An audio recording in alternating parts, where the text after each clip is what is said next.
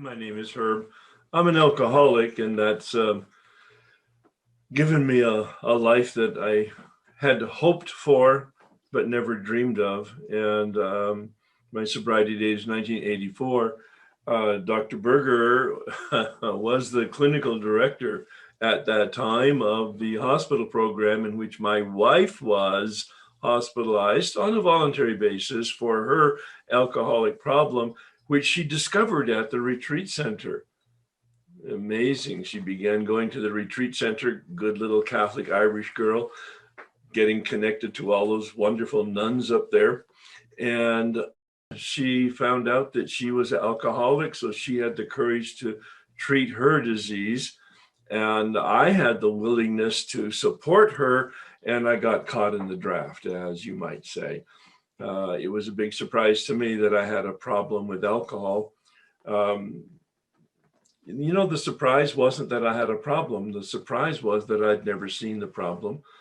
And when I did, I began to do some therapy with Dr. Berger. I was exposed to him because of the hospital program. And that began our journey together in terms of client therapist. And then we became friends, and then we became co-facilitators. A wonderful story for a different day. My wife eventually became the executive director of that retreat center for 20 years, and we both retired in 2006. She died about 3 years ago after 52 years of marriage, and the last 32 really wonderful because of the journey of recovery through the 12-step program, but also each of us having our own journey in therapy to supplement that and to get the kind of information and experience that we needed to integrate the balance in our lives, which is what we're talking about today. Dr. Berger is not only a friend, he's a colleague, and that's a story for a different day also. But Dr. Berger, would you like to introduce yourself, please? Well, first of all, I just want to give a shout out if at any time you have an opportunity once we get this COVID thing handled, to go to the Mary and Joseph Retreat Center for a retreat. I guarantee you that you're going to have a wonderful experience. Herb and I have conducted many retreats up there, and it is a very, very special place. You can feel the spirit at the Mary and Joseph Retreat Center. And we've had some great experiences up there together, Herb, and I look forward to some more in the future. So thank you for hosting us.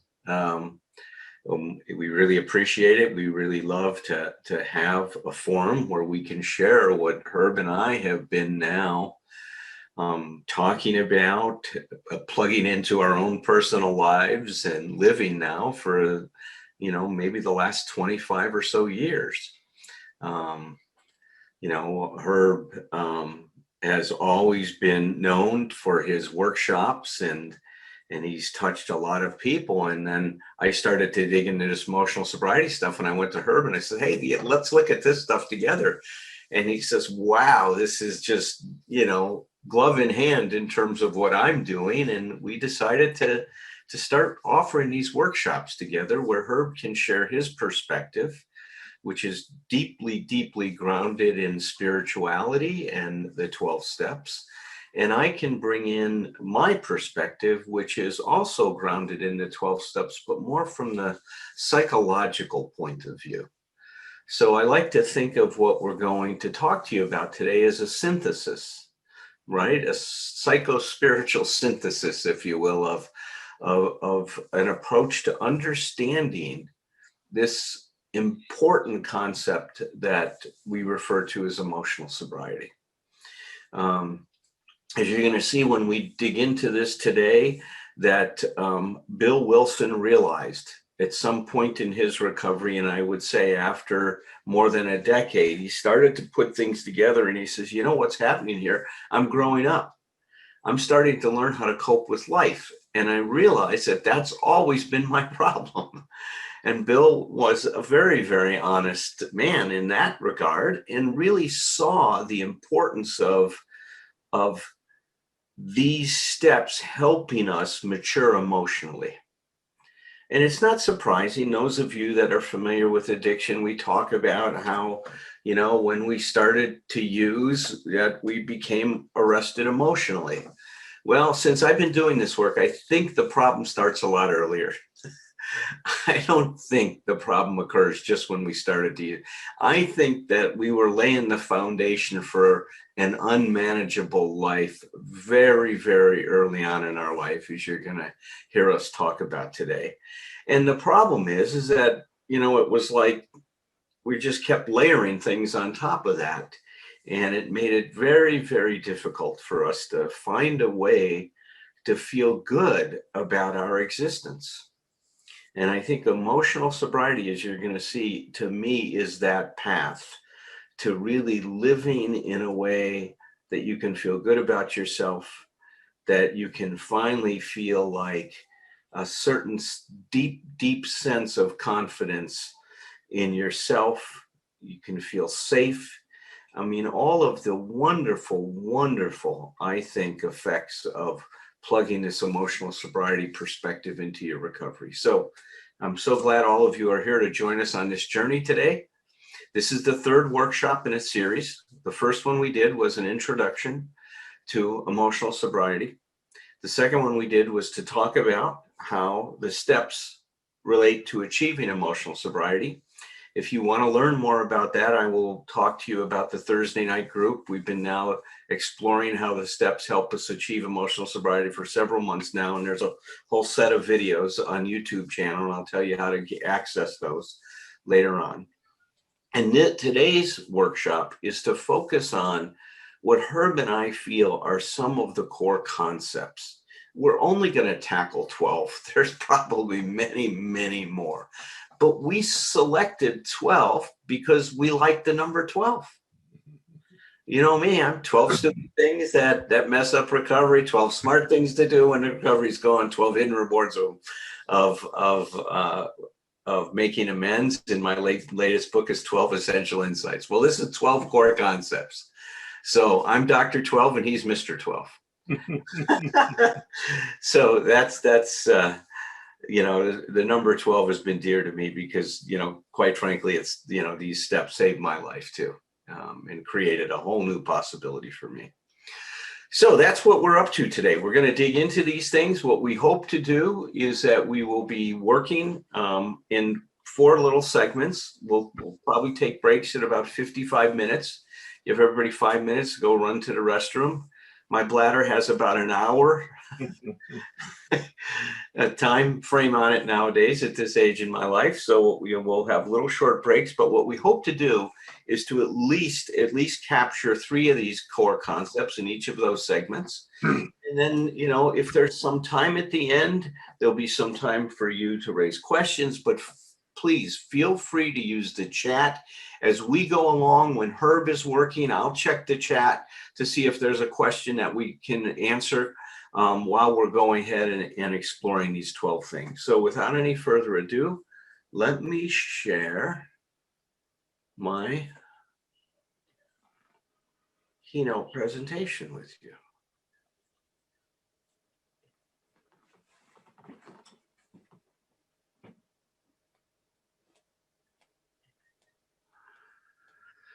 Okay. Well, as I said, this is the 12 concepts of emotional sobriety, and we really do consider this a pathway to optimal recovery and optimal living. And as you know, Herb and I like to talk about this whenever we get a chance. So one of the things I think that happens a lot in our life is that we really struggle. We struggle because our behavior becomes fixed. There's a tendency, in all human behavior to develop these habits. And we develop a habitual way of thinking, of feeling, of behaving. And these habits end up in very, very fixed behavior. So then when we run into trouble, of course, what gets mobilized, what emerges at that moment is these habitual ways of thinking about the problem, of reacting to the problem, and in terms of responding to the problem. And to me, the insight that Einstein had about this, that the consciousness that creates a problem cannot solve the problem. Now, he was talking about, the atom bomb and how that was going to be released on the world and how we were going to deal with that. And he says the consciousness that's creating this is not going to solve it. So very true. But this has an incredible relevance and is apropos to each and every one of us here today.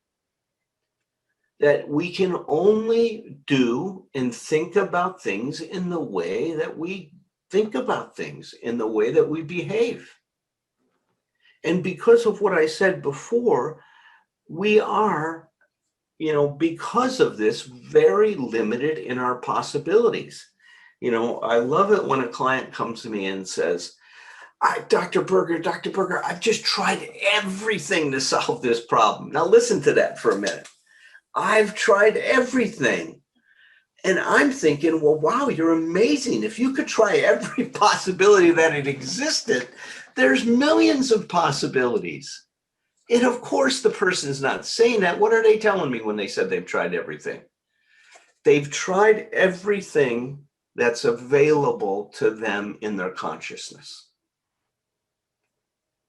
They've tried everything to solve the problem that's available to them. But if the consciousness that's creating the problems is trying to solve the problem, they're never going to find a solution to it. And this is where we need each other. You can see things that I can't see. I've went through some tough times about, a year ago now, and reached out to Herb, and he gave me perspectives that in the pain that I was in, I could not access. And the minute he said a few things, it's like, wow, it opened up a whole new perspective, and I was able to see how to cope with the situation a lot better. But I was stuck. And so this, to me, points the value of our fellowship and developing a community of people committed to finding a different way, to discovering new possibilities. A community that's committed to living this new way of life. So that's all I want to say about it, but I'd like, Herb, for you to comment on that as well. My journey, as I mentioned at the beginning, started in this recovery phase in 1984.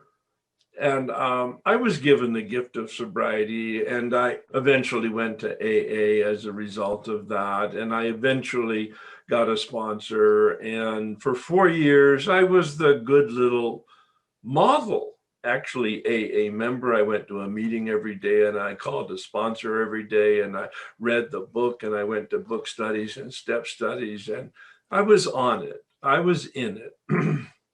And then I heard a man share for 5 minutes in a meeting, and he shared differently, a story for a different day again. And I asked him to sit with me and have coffee and talk about who he was and how he got there, because it was different than any experience I'd ever had.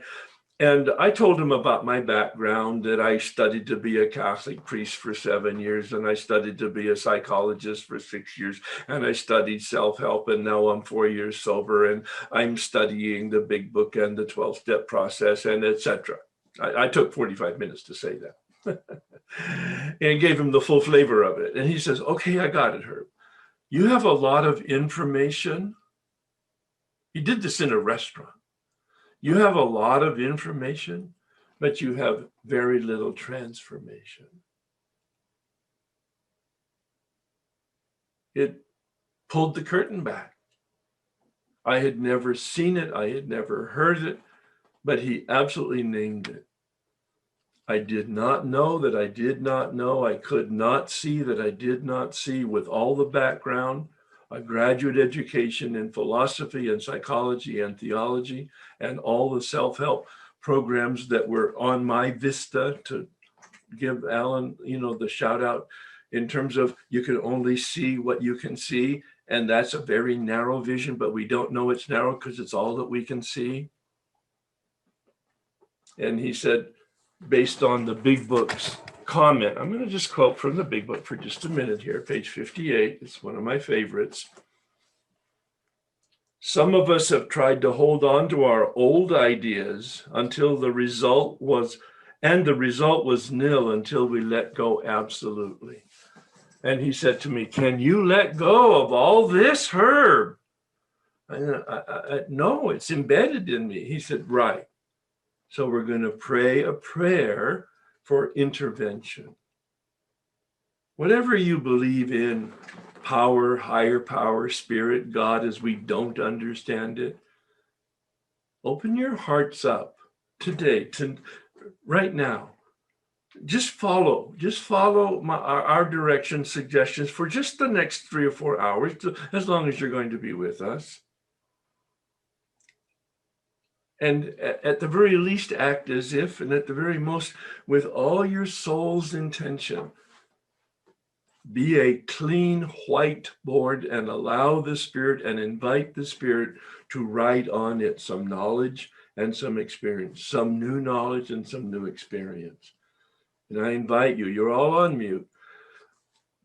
So you're welcome to pray with me, with us, out loud, or quietly, or not at all, with just the positive intention of responding to this invitation. God, please set aside everything that I think I know about myself, my unmanageability, my spiritual path in you, for an open mind and a new experience with myself, my unmanageability, my spiritual path, and especially you. Those of you who have had any exposure to me recognize that prayer has been changed. I did it just about 6-7 weeks ago. First time in 20 years I've changed that prayer. I use the word unmanageability now. That's my focus, the second half of the first step, because of what I've learned and experienced with Dr. Berger in this whole new endeavor concerning emotional sobriety. Alan? Well, that's what this emotional sobriety addresses, is our unmanageability. And today, I think you will gain some insight into what's created that unmanageability and how to move what I like to call our emotional center of gravity back into yourself. The locus of that getting centered over your 2 feet, rather than putting it in the environment, in external issues. But let's take a minute and define emotional sobriety. Well, as I said before, Bill Wilson in the 12 and 12, which was actually written in 50 and published in 52, noted when he was talking about step 12, is that, this is how he says it, here we begin to practice all 12 steps of the program in our daily lives so that we and those about us may find emotional sobriety. Now, I'm coming up on almost 5 decades of being in recovery. In August, I will be celebrating 50 years. And I've got to say that in those 5 decades, and that's probably thousands and thousands of meetings, I've never heard anybody say that before. I've never heard anyone explicitly state that the outcome of our working the steps is to find this emotional sobriety. Now, I knew it was to find physical sobriety. Look, that became very clear. That became the focus. And it's such an important focus, because I believe, if I'm out there, drinking and getting high, I can't do this work. There's no way, the things that I need to access within myself are just inaccessible if I'm out there drinking and using. But Bill states very clearly that if we work these steps, we are going to find emotional sobriety. The other great thing about this, and I love this insight, Herb and I follow a Catholic priest by the name of Father Richard Rohr, who's a very, very special man and who carries an incredible message. And we've attended lots. In fact, Herb introduced me to Richard many, many years ago, and we went and did a male retreat and a male initiation retreat together down in Julian, California. It was an incredible experience we had. But Richard said all the time is that if we do not transform our problems, we transmit them. If we do not transform them, we transmit them.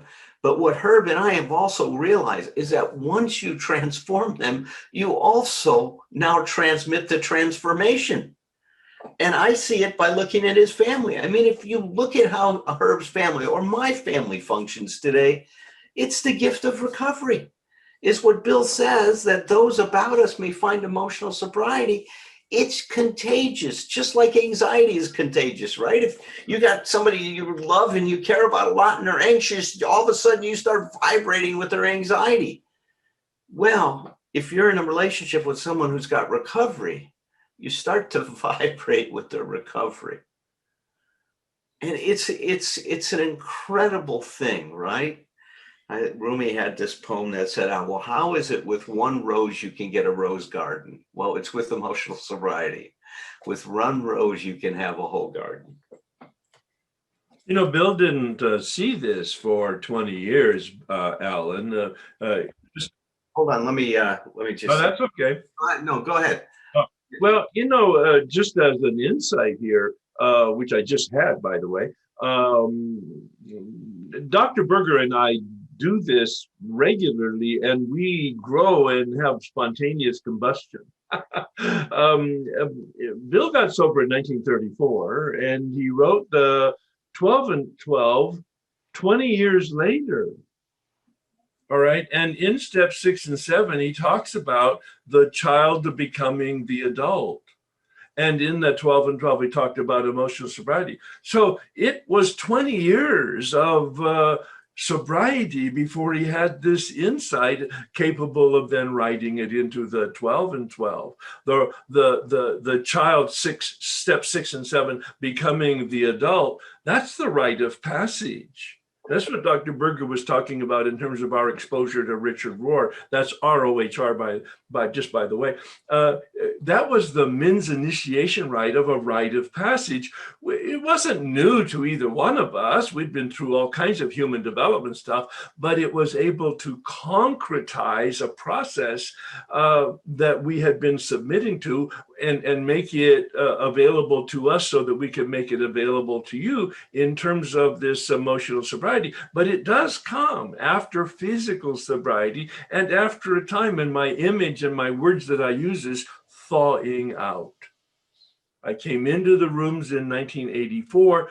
I thawed out over 4 years sufficiently to do the steps. And over the next 10 to 20 years, I thawed out sufficiently to have my own rite of passage into adulthood, which is a continuation process. I just wanted to say that because it was just a moment of insight here. Thank you. It's very important. And please understand this, is that, you know, as it's mentioned in the big book, that more will be revealed, that understanding emotional sobriety will come to you in waves. You will get insights, and those insights will lead to other insights. That there's a whole process that goes on in terms of growing. So please accept that as the process. I think many oldsters who have put our booze cure to severe but successful tests still find that they often lack emotional sobriety. Perhaps they will be the spearhead for the next major development in AA, the development of much more real maturity and balance, which is to say, humility, in our relations with ourselves, with our fellows, and with God. So this was the opening paragraph to the letter that Bill wrote to someone in California who wrote to the General Service Office in New York and said, look, I've got depression. I'm a member of Alcoholics Anonymous, and can anybody share with me how the 12 steps might help me with my depression? And I'm certain when Bill saw that letter, he got very excited, because that's what he had struggled with throughout his recovery, his depression. And so he penned this letter, And in it, he really shared what he had learned. So look, this is in 1956, that's 22 years into his journey. He had learned an awful lot. And this, more so than in the 12 and 12, really defines emotional sobriety from Bill's perspective. And he calls it the development of much more real maturity and balance in our lives, which is to say humility, and we'll talk about humility in a minute, in our relationship with ourselves, with our fellows, and with God. Now, I love the definition of humility I found in the American Psychological Association's Dictionary of Psychology terms, and they break it into 3 different parts. The first is a low focus on self. It's not all about me. That's the first element of humility. The second one is an accurate, not an over or underestimation of our success and worth. An accurate view of our success and worth. And finally, and to me, which is so relevant to our discussion today, the third being able to acknowledge our limitations, our mistakes, our gaps in knowledge. So being able to own who we're not. That was the definition of humility. So now when we apply that in terms of low focus on ourselves and with all these ideas, well, it can mean that the idea I have of myself may need to come under scrutiny. I need to question that I may really not know who I am. And some of the ideas of who I am may be part of the problem. That's what's being suggested here. That my relationship with other people, there needs to be a humility for me to think of what's going on and what's going wrong in a relationship. And you're going to see it, for me to put my expectations on how you're supposed to behave so I feel good. Well, that's not humility. That's the opposite of humility. That's arrogance. Me expecting you to live up to my expectations. And if you don't, then being upset with you about it. You know, that's what kids do, not what adults do. And then in relationship with God, right? You know, we know many, many people that have this kind of relationship with like God, that I'm going to pray to God for some very specific things. I'm going to make claims and demands on God. And then God is supposed to deliver. If I'm a good person, then God will go ahead and grant my prayers. Well, all of this is going to prove to be an impossible way of life, and that the real antidote to turning things around, instead of expecting life to conform to our expectations, is for us to start to figure out how to cope with life, or like what Herb and I like to say, how to get aligned with reality. One of the definitions that I really prefer about spirituality, I try not to use too much words around spirituality or God with the G word, because there's a lot of resistance or a lack of information among people. And so for me, spirituality, purely and simply, is exactly what Dr. Berger just said, and that's about relationship. And it's not a relationship with, quote, God, if that's not your vocabulary. It's a relationship with reality with a capital R, a relationship with the universe, a relationship with myself, a relationship with other people. That's what, quote, humanity is about. That is in capturing who I am as a conscious person with free will. One of my favorite authors is a 16th century nun, a woman, and Teresa of Avila, and she said, humility is truth. Everything what Dr. Berger just said captures. Humility is truth, just the truth. It's so direct. And then again, speaking about Bill Wilson and the 12 and 12, chapter 7, which is about step 7, that rite of passage, the whole chapter is about humility. It's a phenomenal chapter that talks about perspective, a perspective on reality as the truth. That's what emotional sobriety is. Reality does not adjust to me. The key is for me to identify and adjust to reality. If you get that, you got your money's worth today. Because that's the heart of the matter right there. Reality will never adjust to me. I need to adjust to reality. Thanks, Alan. Go ahead. So, I've been working with a lot of definitions. There's even a more extensive definition of emotional sobriety in my new book, 12 Essential Insights for Emotional Sobriety, which I'd encourage you to get a hold of if you're interested in this for further reading and exploration. The best book he's written, by the way. Thank you, Herb. Third Herb is very generous, and he wrote the foreword for this book, and I'm very pleased with that. So I say here, emotional sobriety is a result of an appropriate balance and coordination of all that we are.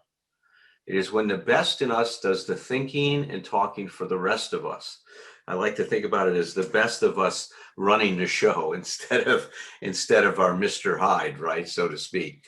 I go, this state of mind and emotions is achieved when we let go of what we think life is supposed to be and instead cope with whatever challenges life sets before us. It is when what we do becomes a determining force in our emotional well-being rather than what's happening to us. Rather than allowing our emotional well-being to be overly influenced by external events or by what others are or are not doing, by what others are or are not saying. I mean, that's what emotional sobriety looks like. And it's an incredibly powerful force. It creates this emotional autonomy. It frees me up from all of the reactivity that I have when I'm dependent on things to go a certain way for me to be okay. I like to think of it in this way, is that the mentality we have that makes our life unmanageable is an I'm okay if mentality. I'm okay if things go the way that I want them to go. I'm okay if life is what it's supposed to be in my mind. Now, we can question, well, where did all those supposed to's come from? Well, we'll get into some of that today. But I had a set of expectations on how things were supposed to be. And I think every one of us grows up with that. Those expectations were a big part of the problem. They were not going to lead me to finding a peace of mind and content and serenity in life. It was quite the opposite. So also emotional sobriety creates a true independence of what last night Herb said, let's add human spirit, not just spirit, and true independence of human spirit. Now, another way of saying this is that emotional sobriety helps us mature, and maturity, as we're going to talk about it today, is becoming more and more differentiated.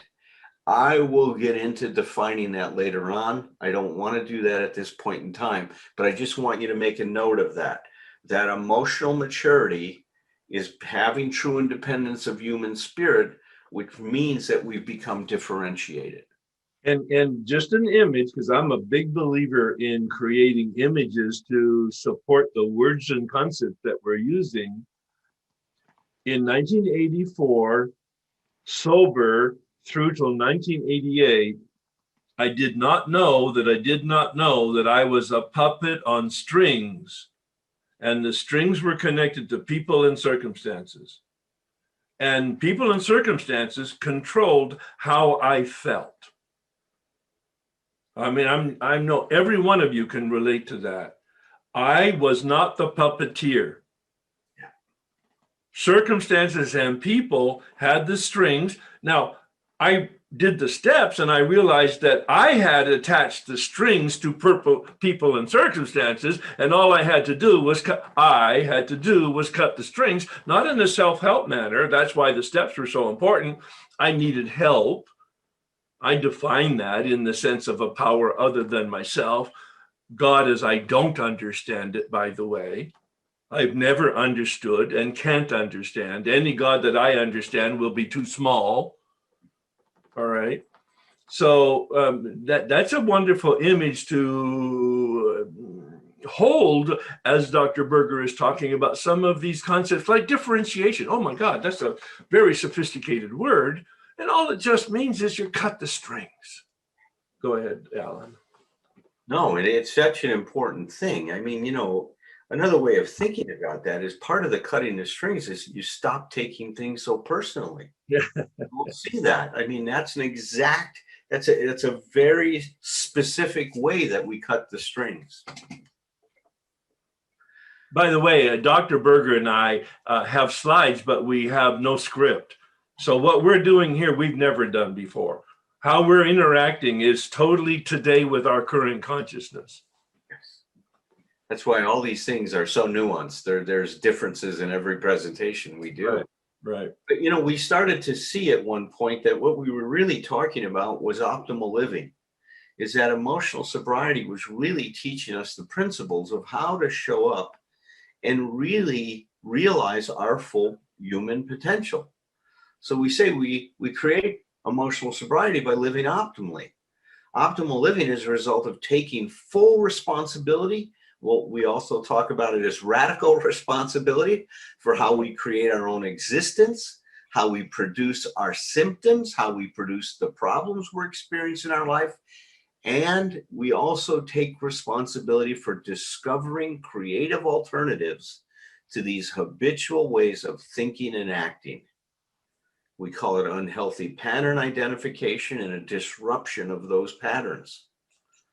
So we strive to cope with and accept reality as it is. We strive to cope with and accept reality as it is. As Herb says, when we fight reality, we lose. Mm-hmm. I'm reminded of John Mellencamp's song, I fought the law and the law won. Right? That's the reality here. So let's jump into these 12 core concepts now that we've kind of laid the foundation of what emotional sobriety is. And of course, it makes sense that we have to start here. Well, why don't you kick this one off, Herb, and then I'll talk about it a little bit more when we get to Gurdjieff. Well, that's the realization. It's an insight. It's an awareness. It's not just information. I had lots of information, but when that man did this, you have a lot of information. You have a lot of knowledge, academic knowledge, but it's never passed through your heart. It's never been embodied. It's never transferred to your feet and created a change in who you are. You have a lot of academic knowledge, but you have no humanity in the sense of considering other people as part of your community. In fact, I discovered during that process that in step 12, looking at those promises of the big book and after step 9, it talks about wanting to help other people. And I saw that, in fact, I didn't want to help other people necessarily. I wanted the reputation of helping other people. Oh, that's not subtle.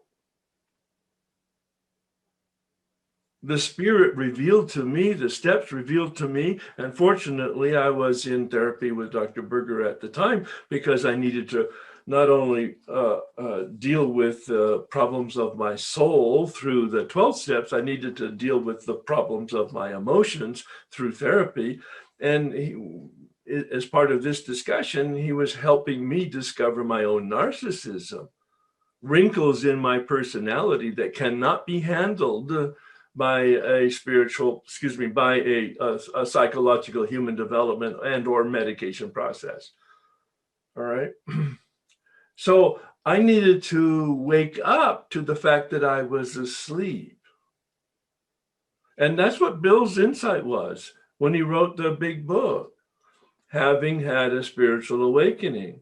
But even then, the first edition of the big book said having had a spiritual experience. when he made the second printing in 1941, the second printing of the first edition, 1941, he changed to step 12 from spiritual experience to spiritual awakening, and he put appendix 2 in the back of the book to tell us what that was. You see, he was progressively learning about his own experience. He was waking up to his own experience of waking up as he got more information and more experience. Alan? Well, it may sound strange to think of ourselves as being asleep, right? Because we experience ourselves as being awake. So what do we mean by this? And what it means is that we have shut off and limited our awareness of what's going on in our life. Not consciously. That's right. This was done very early on in our life when we decided we had to live up to a certain set of ideas, of expectations from our family, from our culture, from ourselves, in terms of who we needed to be, to fit in, to belong, to be okay, to be loved. And that's unique to each of us. I mean, the conclusions we draw about that, there's not one path that we take in terms of coming up with this idea. But as soon as, let's say, now I follow the path that's called the appeal of love. If somebody just loves me, I'll be okay.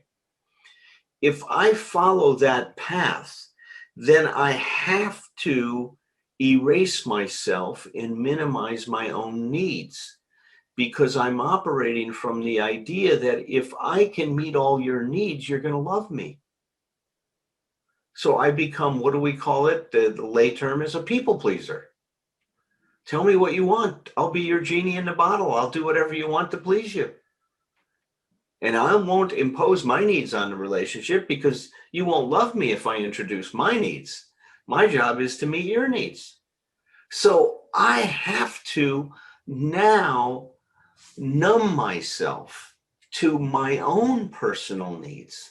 I have to deny what's important to me. Or if I get upset with you, I'm not going to ever say anything about what I'm upset about, because if I get mad at you, you might not like that, and then you won't what? Love me.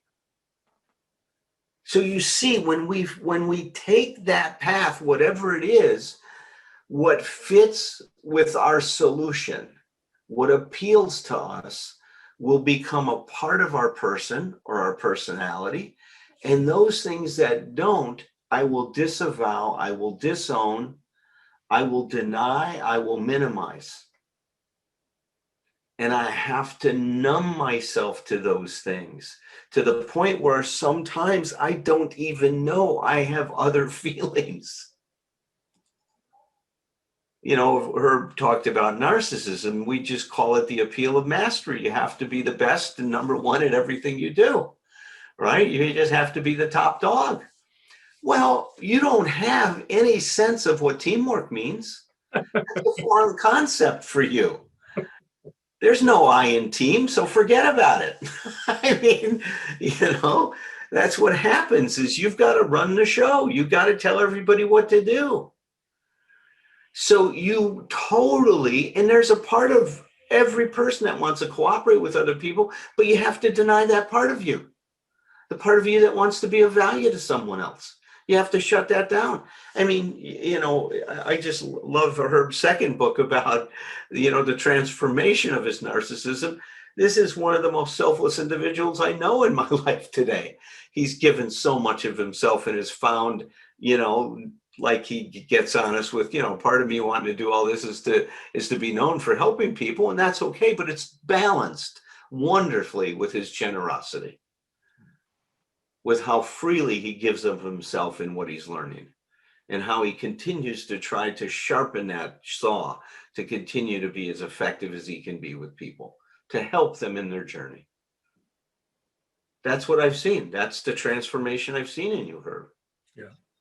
And see, so when we think of ourselves as being awake, another way, some people call it our cultural conditioning conditions us to certain things, that these things are okay. That's true too. As we're going to see, we can think about that we're all hypnotized in one way or another, and that we're walking through life in a trance is another way, another analogy or metaphor, if you will, to think about this whole thing.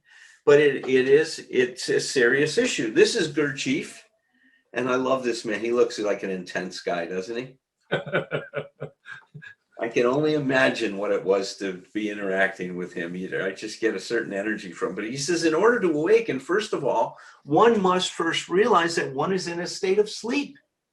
And see, those are those aha moments that we start to get, like, oh, wow, I've got a problem with alcohol.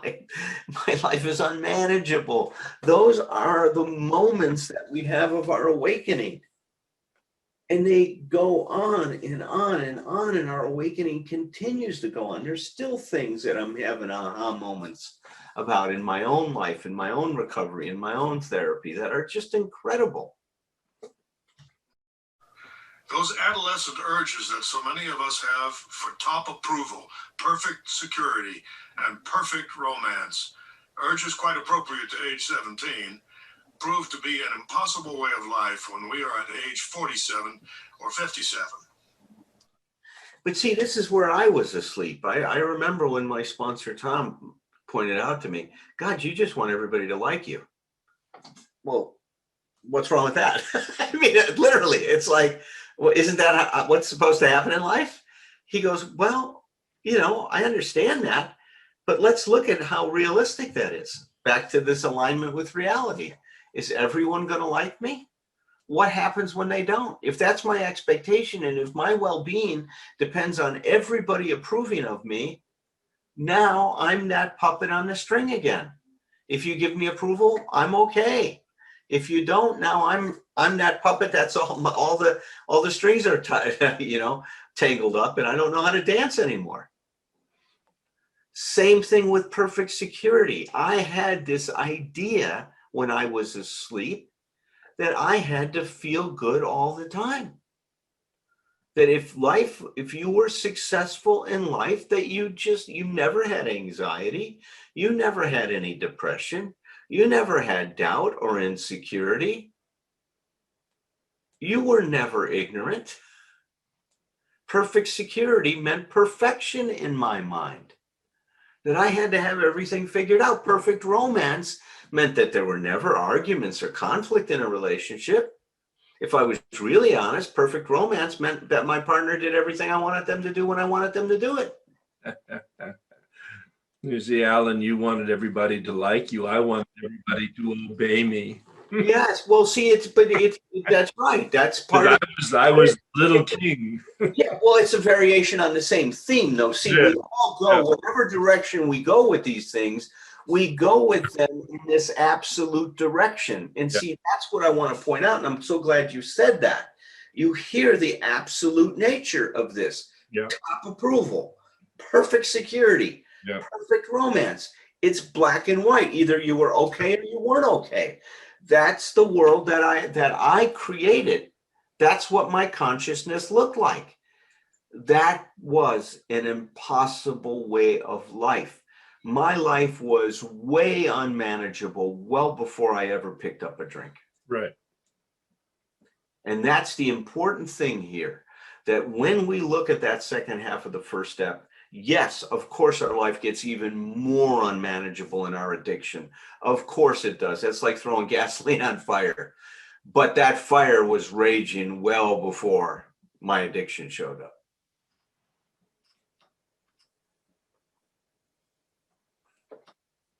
He says this proves to maybe is appropriate at age 17. And this is where I would disagree with Bill. I said, no, at age 17, it was just showing us we were already in trouble. Yeah. That's all it was showing us. Because look, we do not live in a culture that's based on wisdom. We'll get more into this. This is a culture of narcissism. Our culture breeds narcissism. Yeah. So of course, every one of us thinks it's all about me. Whenever I'm interacting in a situation, it's all about me. And it's that's a heavy burden to carry in life. This is Dr. Nathaniel Brandon. He's one of my favorite psychologists. He passed away. We lost him a number of years ago, but I'd highly recommend any of his books. He's brilliant. This is what he said. He says, so long as an individual cannot accept the fact of what he is, cannot permit himself to be fully aware. We could also say, as long as he cannot wake up, right? That he won't wake up, cannot fully admit the truth into his consciousness, then he cannot move beyond that point. If he denies the reality of his condition, he cannot proceed to alter it. He cannot achieve healthy changes in his personality. We would say you cannot achieve emotional sobriety. We have to see who we are not in order to become what we can be. That is the bottom line. And our ego will do everything in the world to resist that awakening. Well, and that's why Richard Rohr talks about the people who come to some sense of spirituality, 98% of them come from suffering. Because suffering is the motivator to do the kind of work that you got to do. Number one, to recognize that you're asleep and the process of waking up. There are many paths to waking up, but we're talking about the path of 12-step spirituality as well as the path of integrated therapy. But none of us, everyone on this call, there's over 80 people on this call or something like that. We've come to not only this call, but to seeking because we were suffering. Our life in some area was not working, and every one of us can define it very specifically as how it wasn't working. Right on. Well, this is one of my favorite slides because it talks about what it's really the crescendo of what we've been talking about here about our beliefs, our shoulds. Alan does a great job in talking about shoulds. I should, you should, they should, the world should. And what do you say, Alan? Yeah, stop shooting on yourself. Well, stop shooting on yourself. I mean, I love humor. You got some humor, huh? No, and I now think of those things as should demands, right? These should make certain demands on us. That's right. And they are always uncritically accepted. We rarely sit and challenge them and think, does this make real sense? Is this what I really truly believe or not? Well, that's because we're asleep, accepting, right, because we've absorbed it from our culture, from our family of origin, from our teachers in schools. We've absorbed it. Notice the word belief is in a different color. That's very intentional. You see, I wear glasses. When I look through my glasses, I see objective reality more clearly because the glasses have been refracted. Our beliefs are the lenses through which we look, but they're warped. Our beliefs are warped by that culture of narcissism and the family that was supposed to form us and actually deformed us. I'm not making a comment about them. I'm just making a comment about the reality. All right? We have lenses that were formed by whatever influences we had, and we don't know that the lenses that we have are deformed because those are the lenses through which we're looking, and we're not looking at the lenses. We're looking through the lenses. And waking up begins to say, I need to look at my lenses because there's something amiss here. Because my lenses are distorted, it creates emotions that are disturbed. I mean, it's really simple. That's why the graph is so important. That's why the color is so important.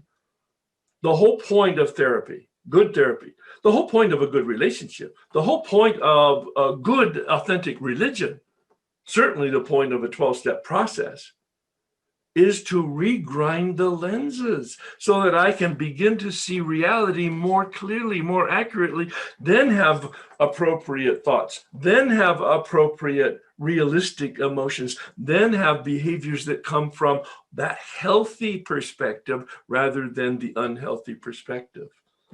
I don't think I've said it any better than that, Alan. Never said it any better than that. That's, the thing I would add to that just really validates what you're saying even more is, see, we don't see with our eyes, and we need to understand that. You see with your brain, not with your eyes. With your, I'd say you see with yourself, with your soul. That's it, and that's what's happening. To see that information gets communicated to the brain, and the brain is processing it. And it's just what Herb said: is whatever the personal constructs are that we have in our consciousness is going to form an image that we're going to then interpret. And the big problem we have is that if we see it, we think it's the reality and the only reality of it. Well, and it's not. And the truth is, and this is stunning, we will never, ever see reality as it is. We will always see reality as we are. We will never see reality as it is. And in fact, I've read some credible science that says when scientists in their very controlled environment begin to look at something that they're trying to evaluate, the very looking at it changes it. Yeah, that's right. It's an amazing kind of phenomena. There's no immaculate perception. There's no immaculate perception. I hope you Catholics are getting that. That's great. And so we're in the bondage. Now, Bill used that wonderful term in the big book, the bondage of self. But he was also referring to the bondage of addiction. That's how he crafted step one. The first half of step one is about the bondage of addiction. He used the term alcohol because that was his focus. But of course, later on, it was discovered that the 12-step process would deal effectively with any addiction. So, I mean, broaden your perspective on that. Admitted we were powerless over addiction.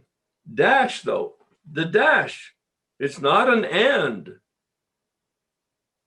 There's no essential connection between addiction and unmanageability in the big book. It's a separate thought. It's a separate phenomena. It's a separate experience. We are in the bondage of self, and that's the problem of the spiritual malady, he calls it. I call it the human malady. This is the human condition. This is what Dr. Berger deals with in his psychological practice, is the human malady of discontent. That's all it is, a human malady. And fortunately, the 12-step process is a remediation, an antidote to that self-centeredness, because it transforms us into other-centeredness. We're not cured of that unmanageability. We have an antidote to our addiction. The first 9 steps will transform us to connect us to power. But we live as a human being on a daily basis, needing to support ourselves with a relationship with power. Steps 10, 11, and 12. We're in the bondage of self, and we don't know it. Anybody who has any doubt about the words that I'm talking about, or is not familiar with it, read pages 60 to 62 in the big book. It captures codependency. It captures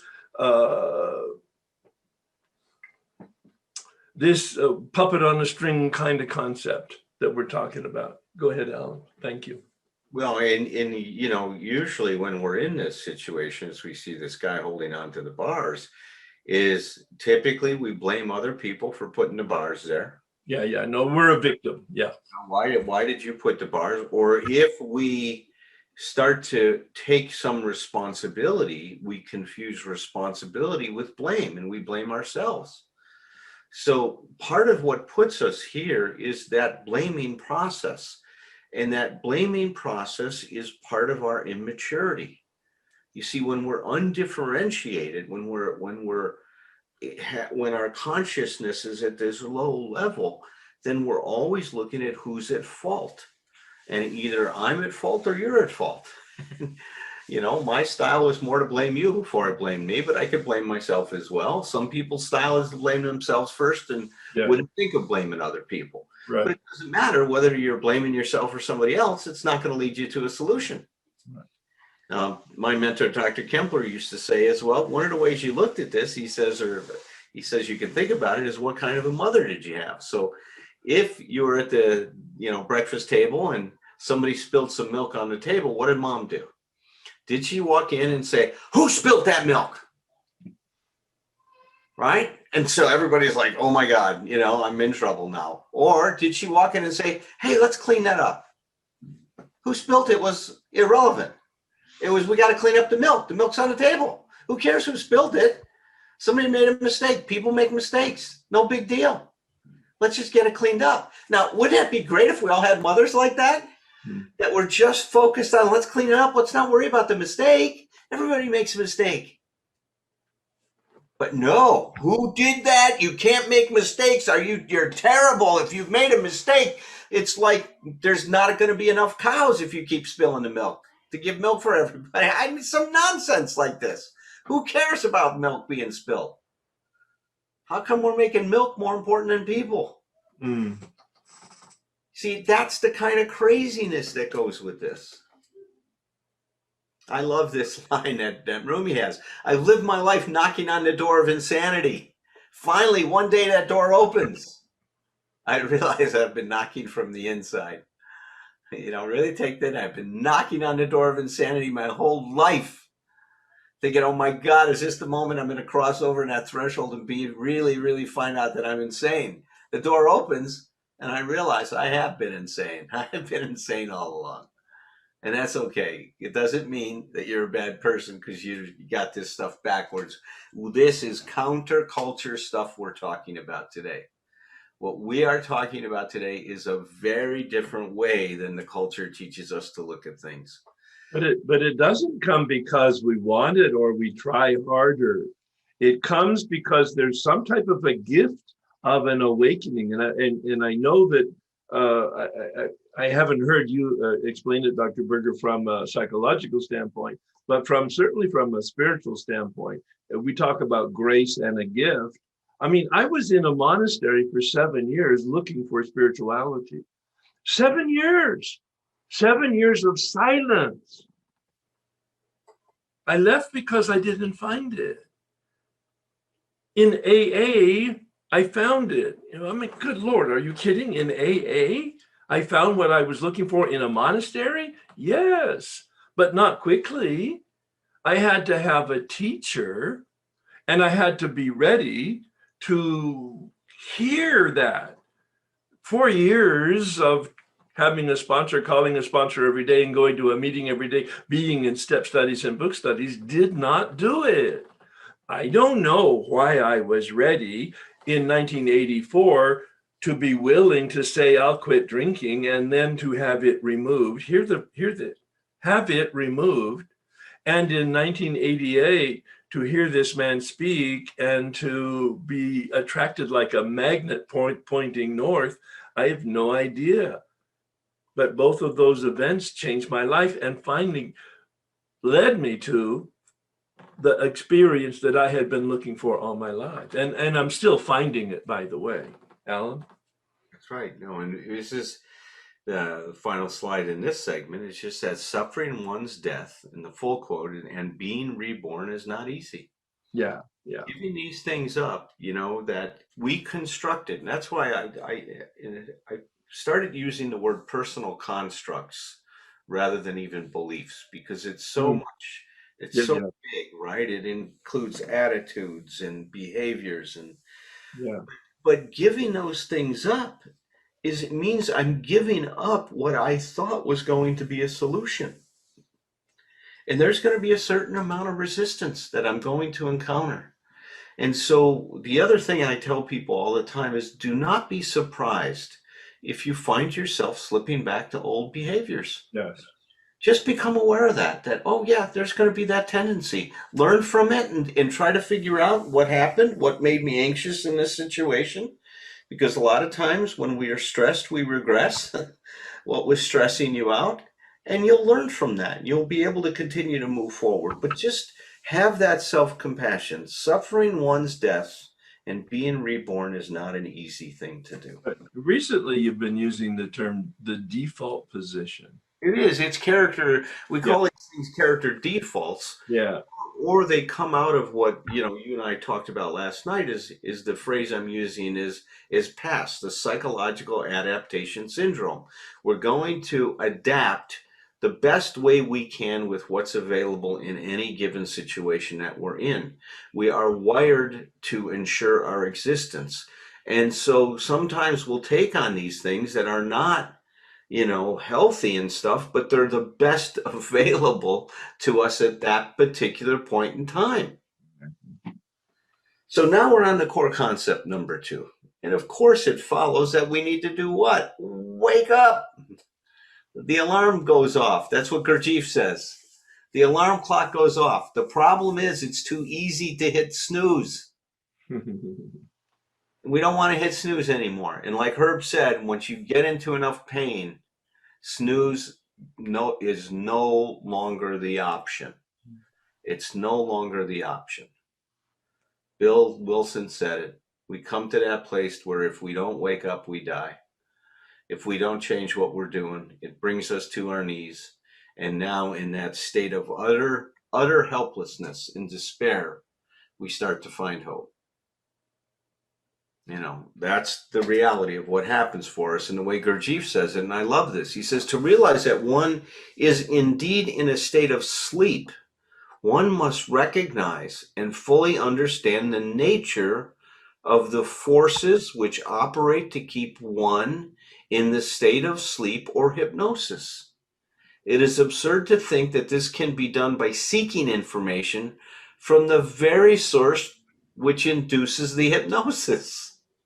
It's not going to happen, right? You can't do that.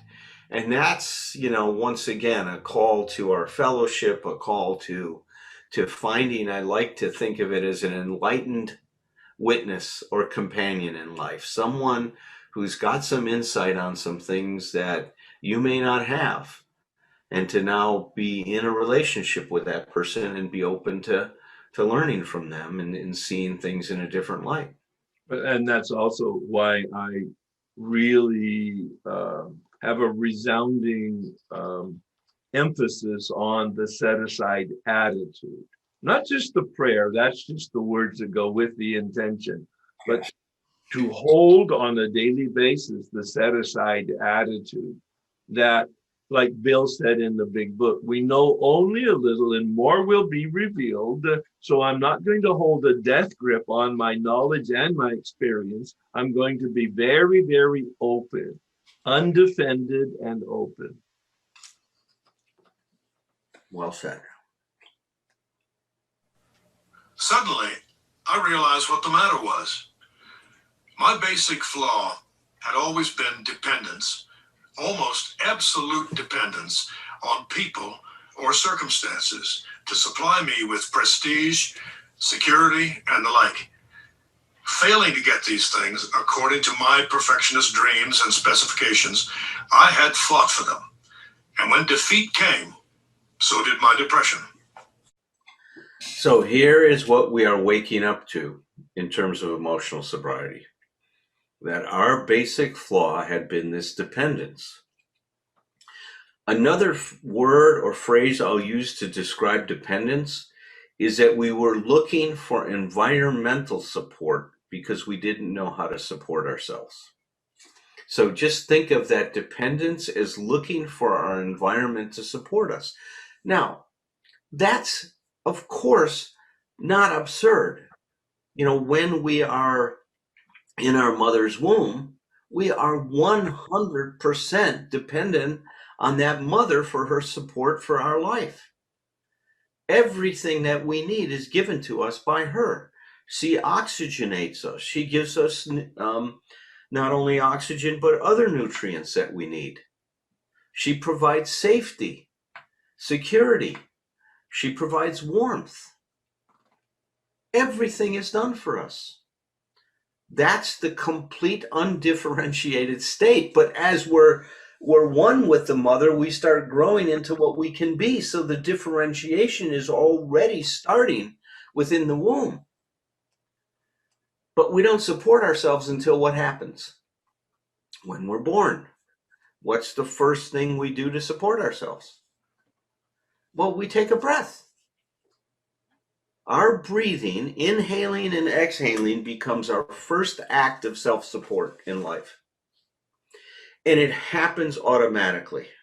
As soon as you're born, you may need a little pat on the butt, right? A little help from our friends to get going. But we start breathing. If we are intact neurologically, our biology moves us in the direction of differentiation. We start to breathe, we start to make sounds to try to communicate our needs. Eventually we're crawling so that we support ourselves in our mobility. We take our first steps so we don't have to be carried around.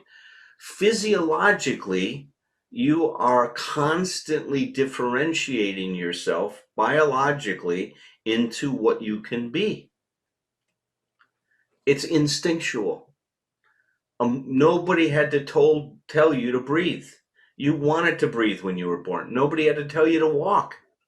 You didn't have a parent standing over you saying, hey, Herb, all right, buddy, it's 9 months now, man. You've been crawling around this damn house long enough. Get off those four, hands and knees, pull yourself up on a table and start taking some steps and walking. Nobody tells you. No parent has to do that. Whenever I say no parent does it, there's always somebody then in the chat puts it, well, my mom did that. Yeah. My dad, he was demanding that I was running by the time I was, 11 months old. But see, what I'm just saying is biologically, we are wired. It's instinctual to move towards what we can be. That's that self-actualization process that works biologically. It's amazing. It's unbelievable to see the power of that. This is the difference between biology and psychology. We need someone else to help us differentiate emotionally. We cannot do that. It's just not, there is a part of us that wants to move that way, but we need that relationship that Herb was talking about. A certain kind of relationship that's going to move us towards differentiation. And if our parents haven't achieved that, they can't pass it on.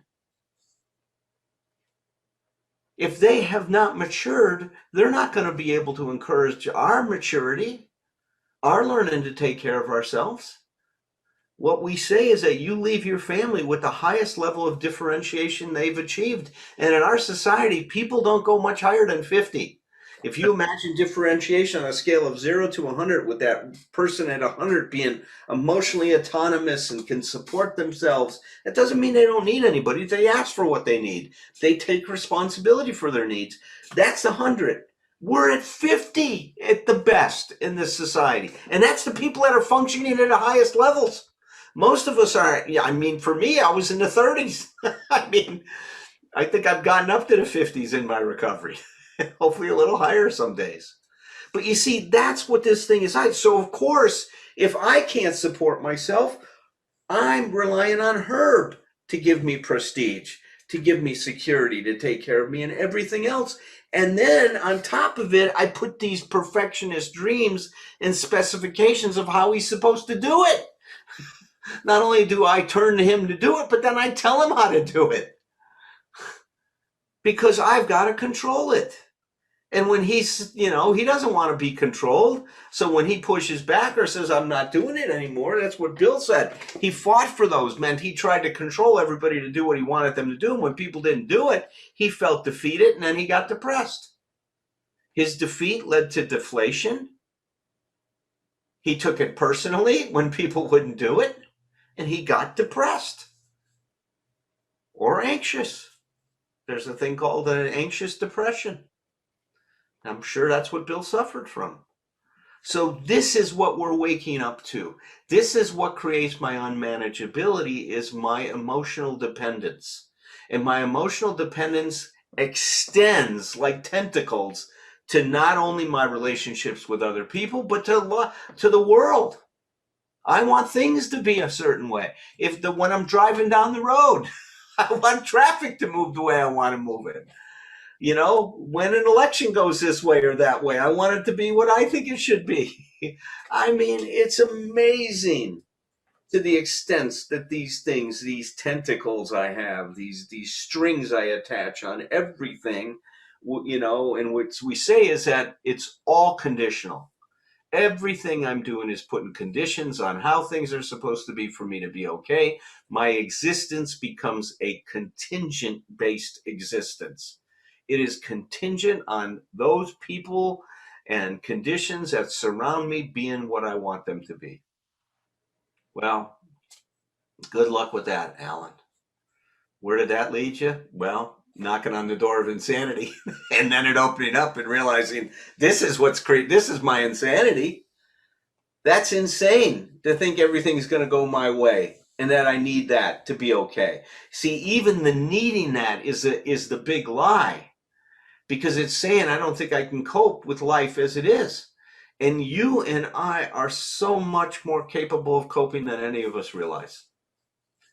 It is unbelievable, our human nature, the character that people have and what people can deal with and thrive with, and we'll be talking about that as we go along. But what would you like to say about this part, Herb? Well, again, you mentioned about environmental support.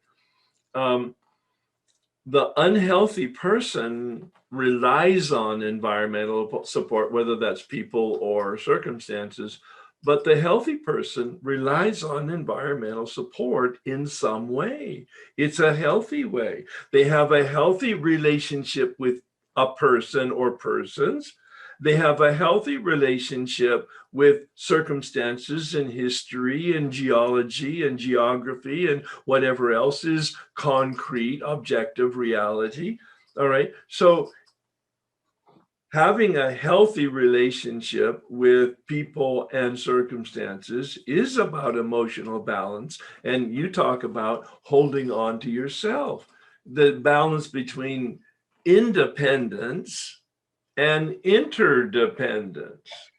There's the key for us as emotional sobriety or as decent, balanced, healthy human beings, is I live in a world where I can hold on to myself and I can choose to have functional and flourishing relationships with my circumstances as well as the people in my life. Well, you bring up such a great point, because it's what happens when I contact my environment. Yeah. Is where I'm going to either contact it in a way that enhances me. Yeah. That is healthy, as you just said, or I'm going to contact it in a way that diminishes me and becomes toxic.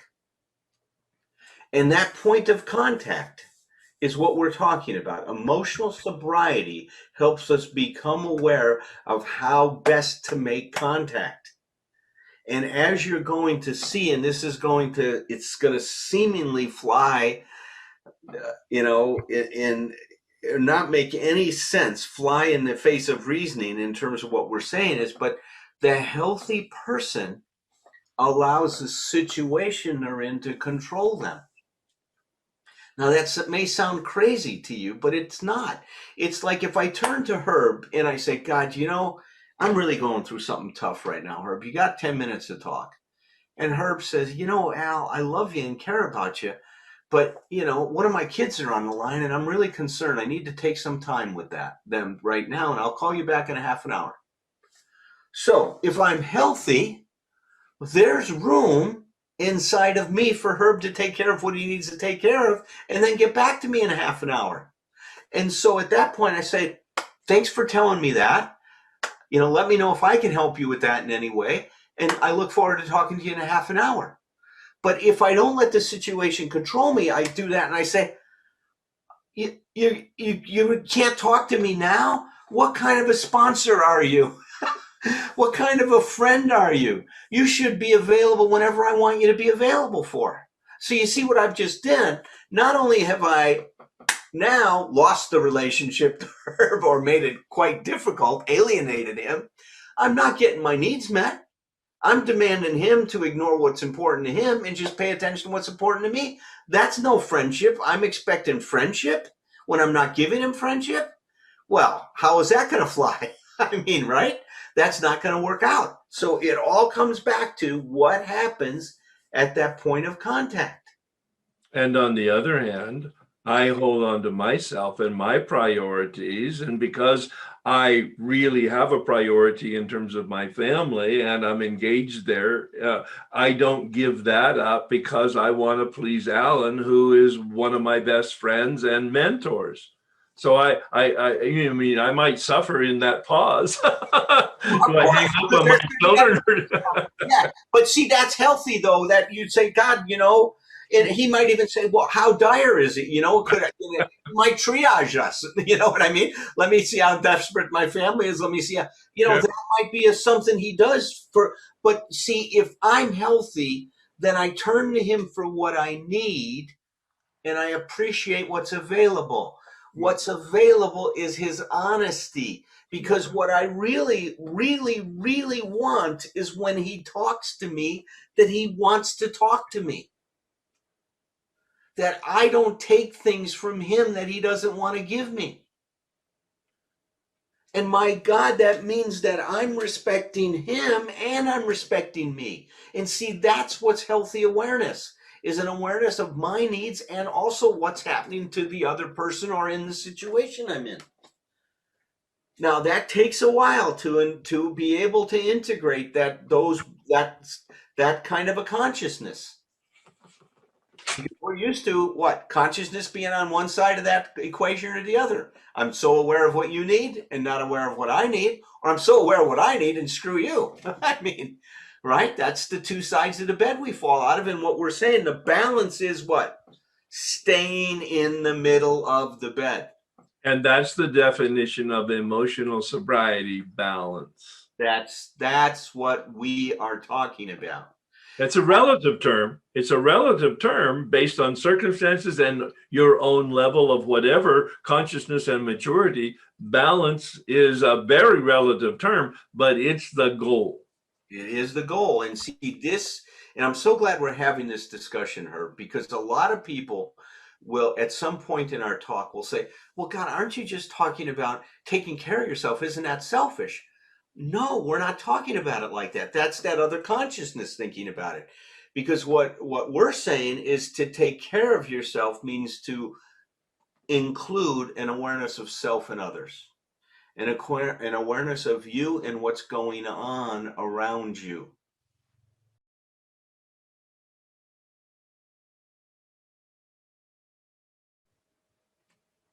There's the freedom. Remember the cartoon? Where there was only the picture of pathetic Herbie behind bars. Well, there's the camera now took a big step backwards and has a perspective. Herbie's still behind the bars. Herbie still doesn't know there are no walls, no ceiling, no floor. But as soon as he begins to wake up, he will learn that he's holding the bars in front of his face and there's nothing else supporting it. All he has to do is drop the bars. Many of you are familiar with the book on step 6 and 7 called Drop the Rock. That's the image he's talking about. We need to take responsibility that we're constructing the bars. These are the cinder blocks that we built as a wall, a survival wall to protect ourselves, and eventually realize it's a prison wall that keeps us in bondage. And so the whole purpose of good therapy and the whole purpose of the step process is the deconstruction of that wall so that the true self can then eventually emerge. There's freedom. Freedom from addiction, first half of the first step, freedom from unmanageability, the second half of the first step, freedom of unmanageability is the freedom of emotional sobriety. Virginia Satir, which is a pioneer in family therapy and self-esteem, said, "See, we turn to other people to let them out of our jail."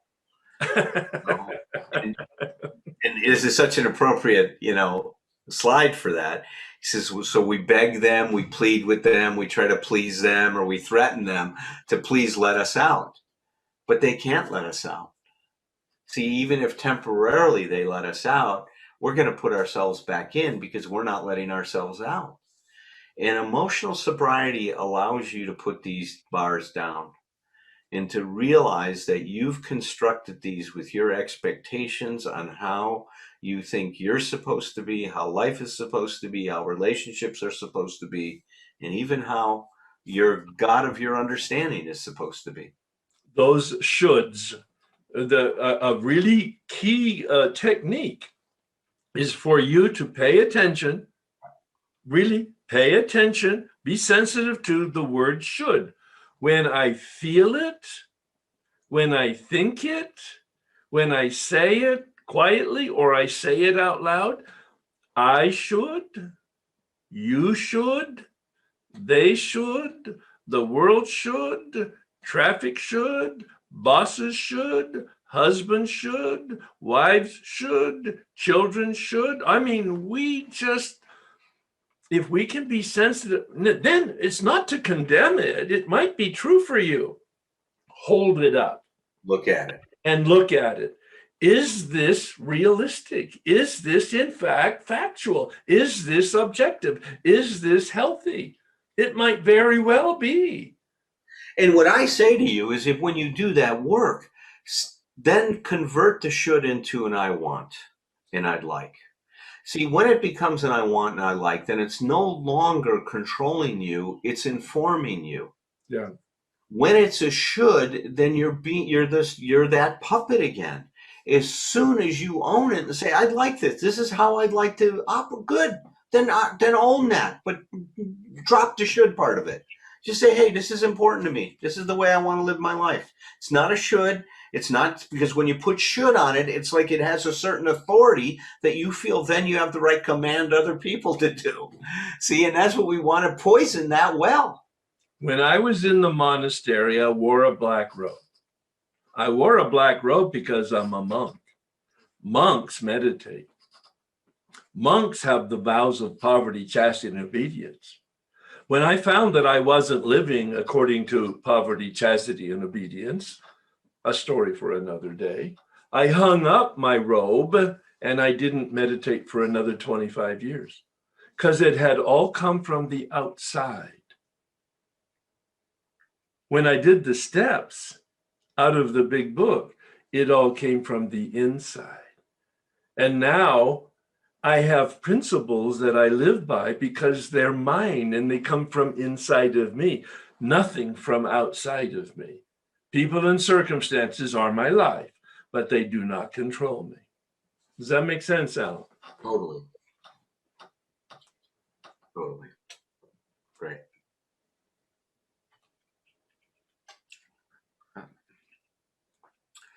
This is Dr. Jerry Greenwald, and this is what he says. He says, expectations lead to the erosion of any relationship. He says, the myth that the resolution of loneliness will result because we have found that perfect partner, right? We have found a one-on-one, intimate one-on-one relationship is a cop-out. It's actually an abdication of personal responsibility. It begins a toxic process which dissipates the mutual nourishment that occurs when both people in a relationship are committed to sustaining, nourishing interaction and growth of their separate selves, which means there are no shoulds, there are no demands, there are no musts. There are just I'd like and I want, or I don't want. But that takes a consciousness. That takes a pause and a reflection. I want, I need. There's a difference. I want a cup of coffee. I need oxygen, right? but it's then I'm taking care of myself based on my consciousness. That's right. So now you can see that this makes sense. What Brandon says here, it says, when men and women do not attain psychological adulthood, which none of us had, king baby, queen baby, right? That's what we hear in the meetings all the time. The danger is that unconsciously, we end up expecting others to assume responsibility for our existence, especially our emotional life.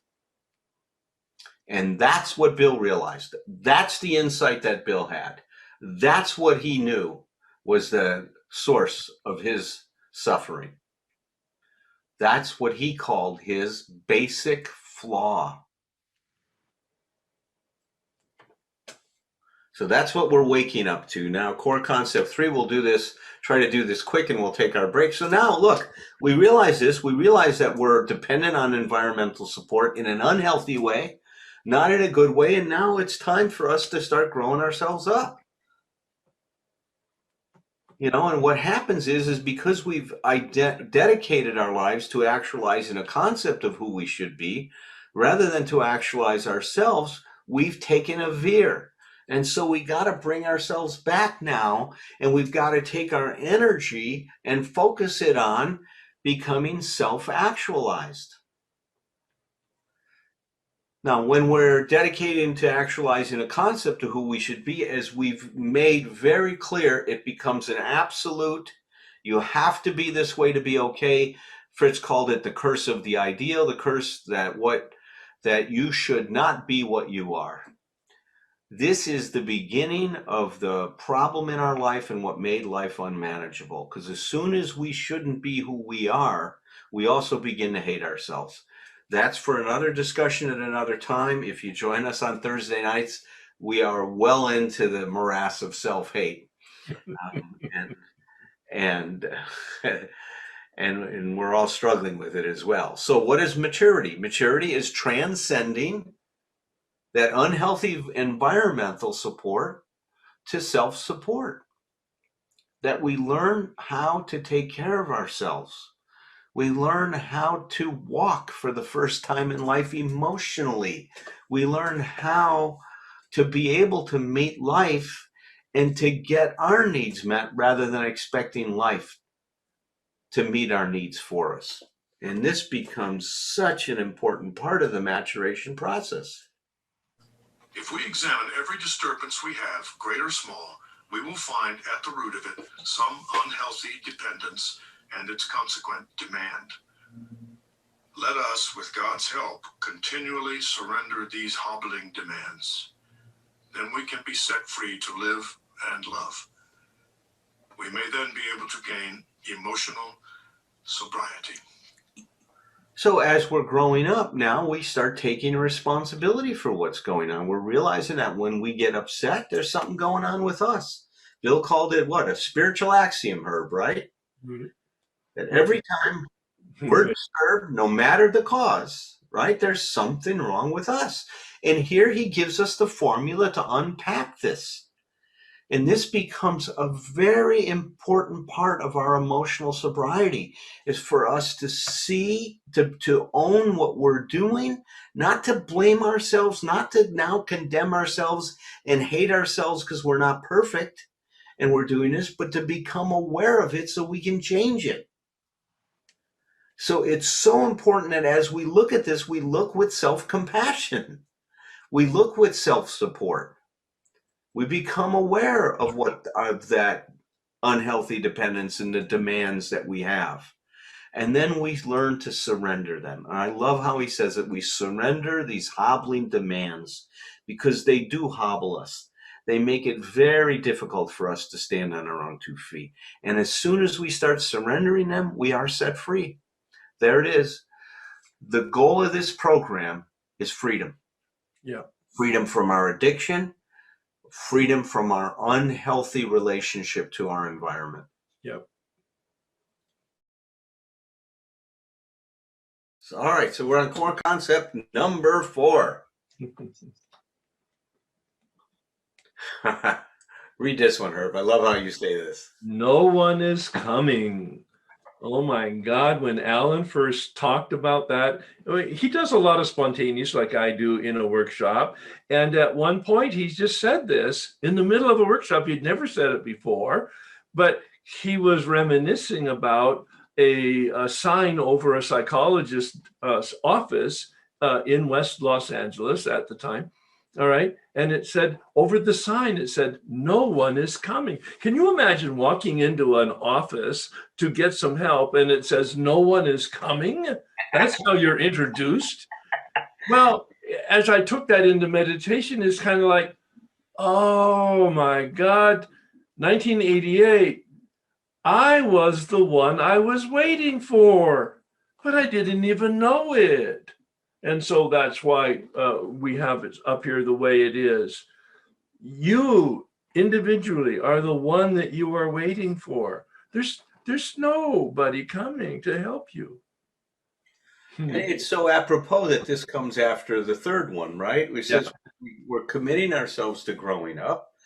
Just like, when we talk about step 3 and these concepts roughly follow the arc of the 12 steps, but in step 3 we talk about making a decision to turn our will and our lives over to the care of God as we understood him. Well, I've interpreted that from a psychological point of view as making a commitment, right? Is turning towards developing the best possible attitude we can have in our life, right? And we're making that decision, which is making a commitment. Well, when we're making that commitment, which is what I've loved always about the steps, is you're followed while it builds up a charge on one step. The next step is now discharges that charge, right? Now you get something to resolve that charge. Well, if we look at what step 4 is about, it's about us really having to sit down and get honest with ourselves. Right. Because no one is coming. I'm going to have to take a look at how is it said in the big book? We come to realize that my problems are our problems are of our own making. I love that line. Yeah. Problems are of our own making. Well, yes. I couldn't see that before. See, that was one of the things I was asleep to. I always believed my problems were because of what you were doing and what was happening out there. Now I'm finally owning that. Well, it follows then that now I can realize no one's coming. So I need to step up here now. I need to step up here, stop abdicating responsibility for my life and start accepting it. And the step 3 is a commitment. It's a commitment to action. It's a commitment to actually doing the step 4 inventory through the step 9 reparation. A huge commitment. And in step 3, Bill says we're reborn. Going back to your original comments about the baby being born and the breath, this is the place where we begin our journey. And you can see, I hope you can see as we're talking about this, is how we're moving from a state of undifferentiation, being asleep in the womb, to waking up and differentiating ourselves. Right. To breathing, to now walking, now taking responsibility for our feelings. We are growing up. And that's what I believe the steps are doing.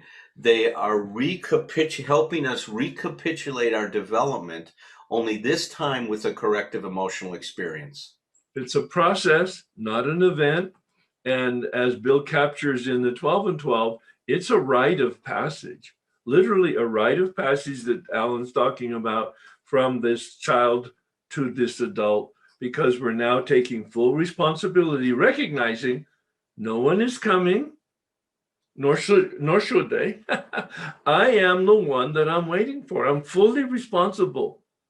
I have free will and I have an intellect to be able to process and think about and come decisions about and take actions for.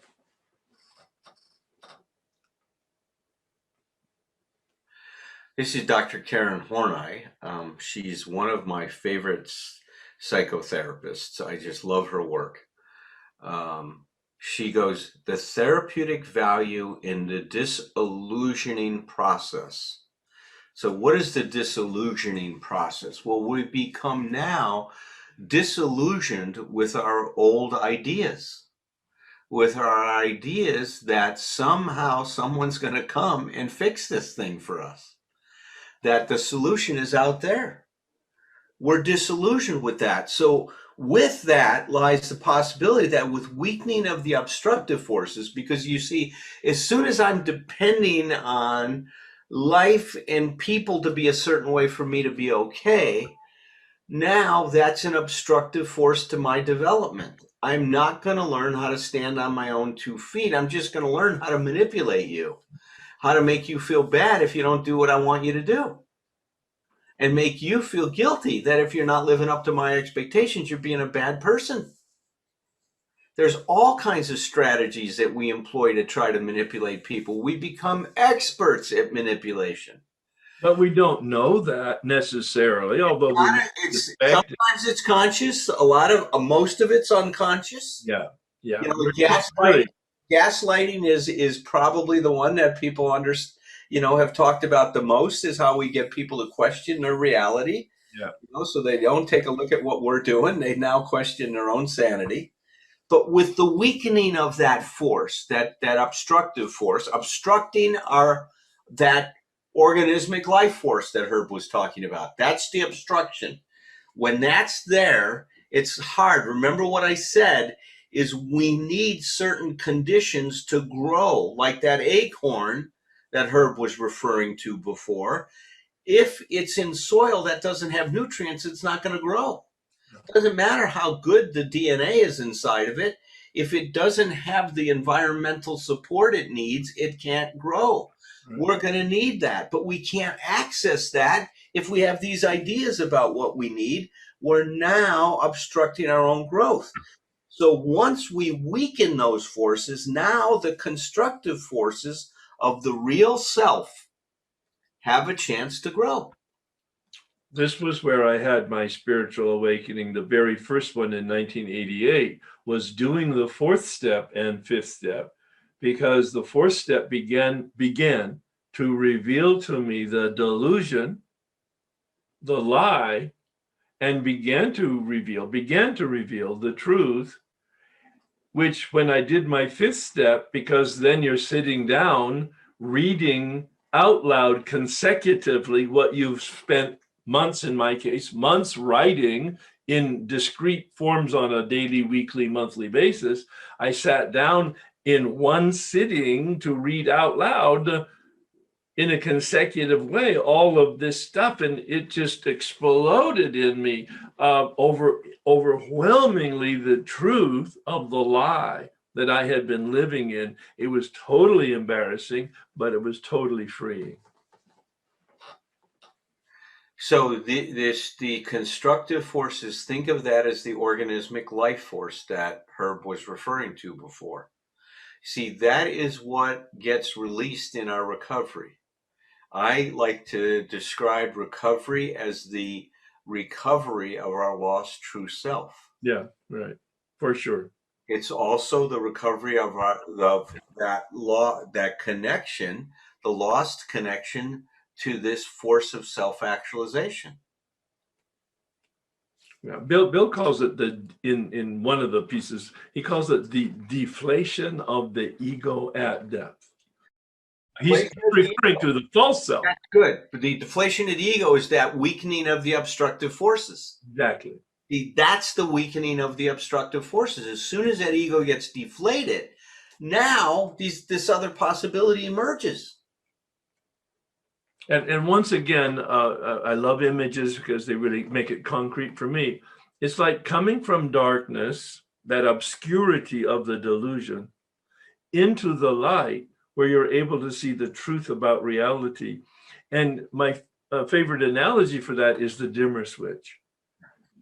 In 1988, this man helped me press a button that put the dimmer switch on so that there was a little bit of light coming in, but not enough for me to see. But I was able to see the light. And then as the dimmer switch went up a notch at a time, as I completed the process of the steps, there was an accumulation of light so that I could begin to see that I didn't see, and then to see that I did see. And I'm not being poetic or cute here. I'm really trying to describe a process that we're talking about. And Alan talked about the birth and that growth. That, good Lord, in us as adults, it takes 25 years for the brain to fully develop. We didn't know that 10 years ago, but now we know the brain, that cortex, doesn't fully mature in an adult until you're 25 years old. It's kind of like, whoa, what I did in college. Oh my goodness, to my brain. Reinforced by what grace I could secure in prayer, I found I had to exert every ounce of will and action to cut off these faulty emotional dependencies upon people, upon AA, indeed upon any act or circumstance whatsoever. Then could I be free to love as Francis did.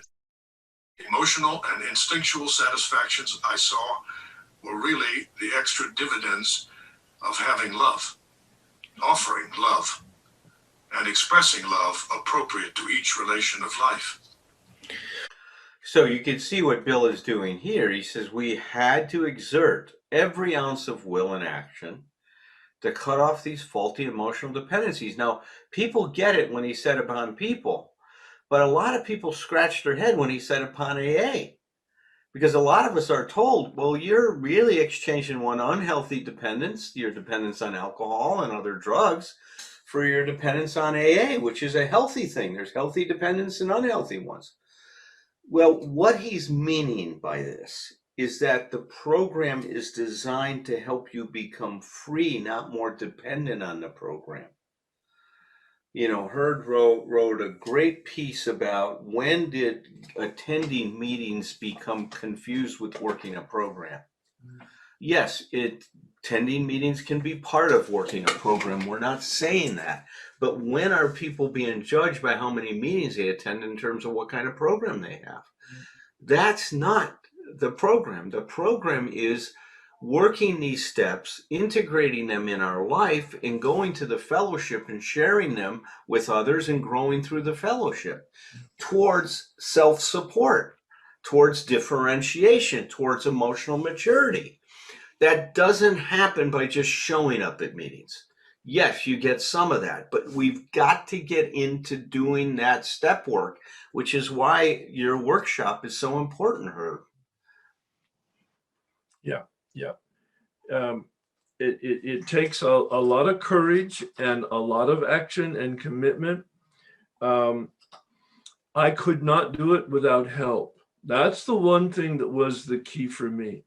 I needed the help of a sponsor for those first 4 years to thaw out, but then I needed the help of a step guide who was a mechanic who understood the big book and the step. But at the same time, I needed Dr. Berger's help in terms of a professional, trained person who could help me access and deal with areas that the 12-step process doesn't and shouldn't actually deal with. So it was a hand-in-glove cooperation, co-creation kind of experience. I'm not saying that everybody needs therapy, although I suspect they do. But I am saying that I needed help from people who had experience and who truly wanted to help, not just grandstand or be paid, but they truly wanted to help. So I got maybe I got distracted there, but I think it's worth. I think it's very, look, what you did was you just found many ways to increase your recovery capital. That's it. Yeah. Is what you were doing. And, you know, it's interesting because I remember that you were working is going into these large corporations or cities and you'd bring a team of people in that had different expertise to help people put together a benefit package. Yep. And no one on the team had all the answers. You had some people that were focusing on human resources, some people on insurance, some people on health benefits. Yep. You were the head of the team. You brought everybody together, but you didn't expect yourself to have an answer to everything. And see, and maybe in that way, you were set up for looking at this as, hey, I need to bring as Need a many, team. right? You see what I'm saying is I remember that when you used to talk about Yeah. how you go in with the team and what you guys would do in terms of the businesses. But I think that when we're developing a recovery network, it's important to keep in mind that we need a network that's going to be able to be holistic and capture all the different parts of us and the different needs we're going to have in our recovery. And that changes over time. It does.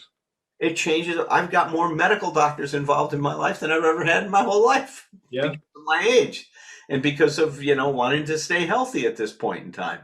So our needs change over time and we're going to be reacting to those differently. But I'm telling you, doing some of this deep work early on in recovery, I look back, and you and I have talked about this before, Herb, and I know my sponsor Tom and I have talked about it. Tom's got 54 years. He says, everybody that seems to have a very high quality of recovery really went and did this work early on. Right. They went in and they confronted these things. He went to a program called Core Kills where they did a lot of the experiential work that you and I did and that you did even in other ways, right? And stuff like that we did with Father Richard Rohr. Right. I mean, I remember, I'll share everybody a story about what happened. So one of the exercises we did in this male initiation weekend is each of us got a roll of red tape. And we had to cut 1-inch squares of this red tape and put it on every part of our body where we had either a physical injury, an emotional injury, or spiritual injury. And I swear to God, everybody looked like they had chicken pox. I mean, these are guys, we had like 30, 40 pieces of tape on us. And then we'd get up in front of the group and we'd talk about what each piece of tape reflected and what the injuries were and the pain that came out of that. And then after we shared with our group what these injuries were, each man laid on the floor. I think there was about 8 other guys in our group or something like that. And the men would put their hands over the different parts of our body where the tape was, and they would just sit and just send love and prayer and healing thoughts to the person. And many of us just laid on the floor and just sobbed. Mm-hmm. We were never cared for in that way before. That was a remarkable experience that we had that weekend, is really getting in touch with, and that's what we're talking about. The work is talking about those things. Every guy had a piece of tape on his head, not feeling smart enough. Every guy had a piece of tape on their penis because they were concerned with their functioning. Every guy had a piece of tape on their heart because their heart was broken. Or they couldn't access their emotions. That was the other one. What a weekend that was, wasn't it? Yeah. Well, and it's almost countercultural for men to think this way and to experience the embodiment of their thoughts, feelings, life. It's much easier to stay right in here and control it so that there's no feeling connected to it. Yeah, that's right on. So Bill goes on here, he says, we've got to let go of this emotional dependency upon any act or circumstance whatsoever. We've got to let go of it, because if we don't let go of it, it continues to be an obstructive force to our growth. See, that's the important thing here. Remember I said biologically, we don't have to worry about it. You're going to be moved in the direction you need to move. If you have an obstructive force, it's going to prevent your growth and development. And that's why it's so important to identify these obstructions and start to deal with them. And that's what Bill is calling these faulty emotional dependencies. And then he tells us what's going to happen. We are then free to love. You see, this is how we get to unconditional love. Doesn't mean we're going to get there completely 100% at a time, but you're going to get close to it the more you let go of your expectations.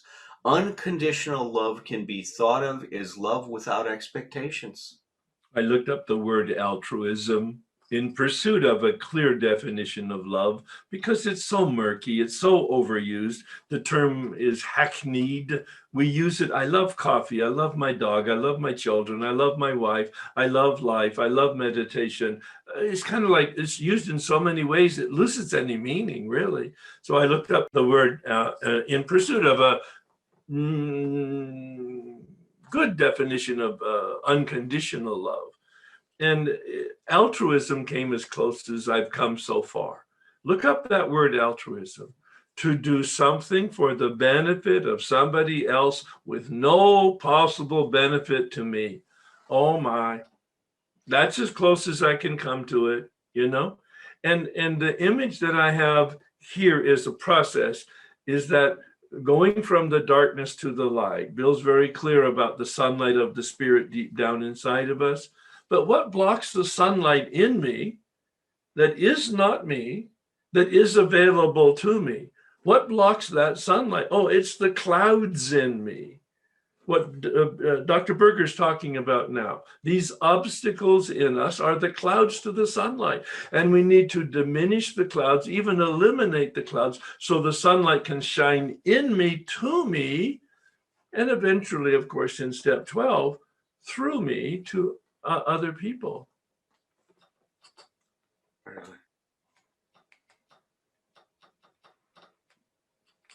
This is Dr. Irv and Miriam Polster, and they were the first generation of Gestalt therapists that Fritz Perls trained. And I showed you some of his quotes before, but what they said, and you could see the same theme. They go, if our freedom, and they're talking about emotional freedom, if our emotional freedom depends exclusively on another person allowing it, then we lose our own sense of the part that we must exercise in protecting and defining our own psychological space. If I have the idea because, you say you love me, that you're going to protect and define and make sure that my psychological space is okay, I'm setting myself up for betrayal. This Dr.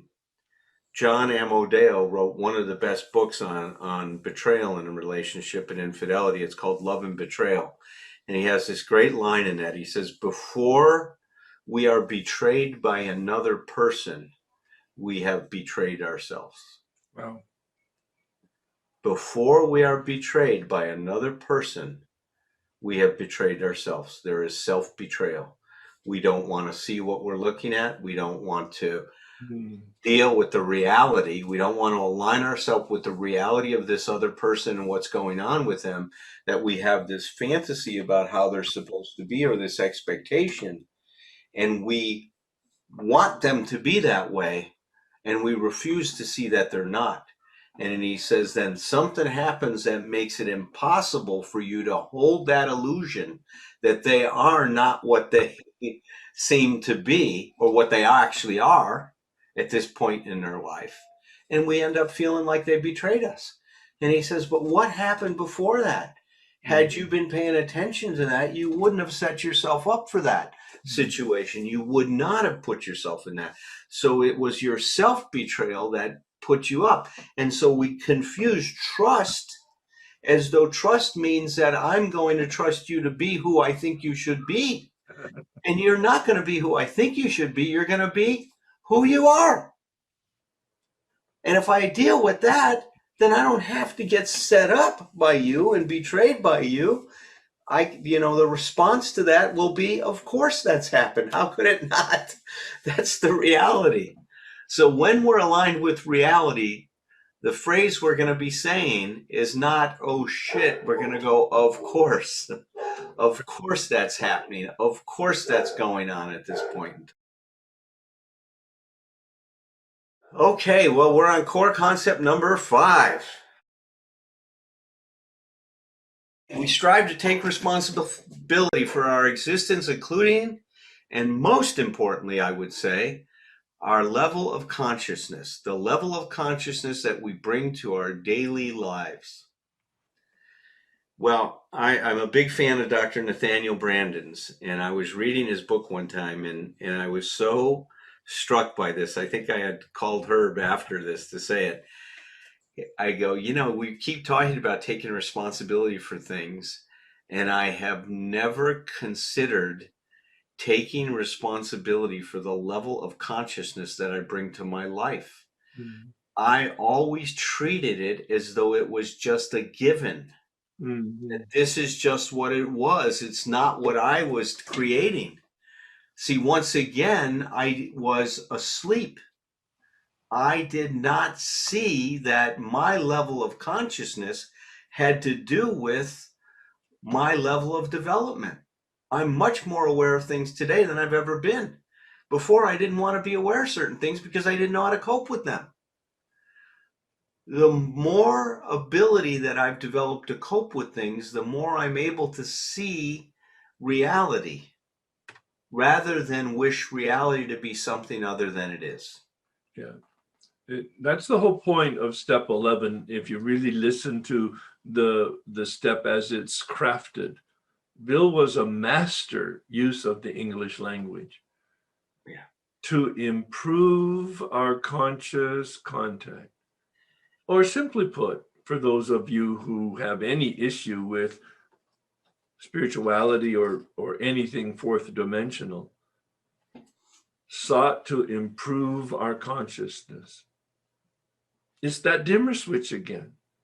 I can push the dimmer switch up a notch at a time, but I have to do that. Showing up, practicing consciousness in whatever way that works for me. And the dimmer switch goes up a notch at a time.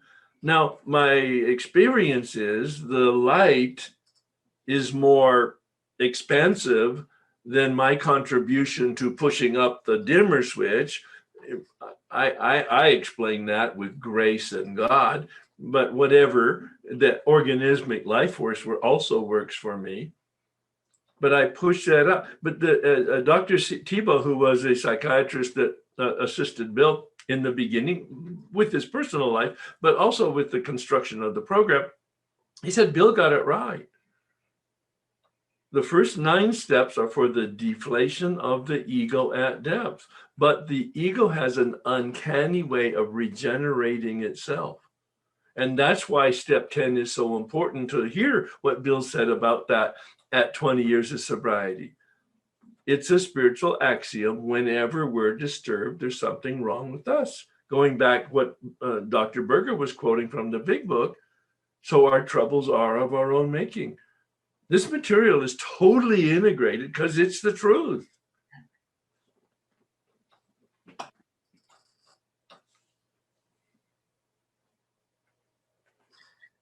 This is that call to taking responsibility. It says, as long as you fight a symptom, meaning if you fight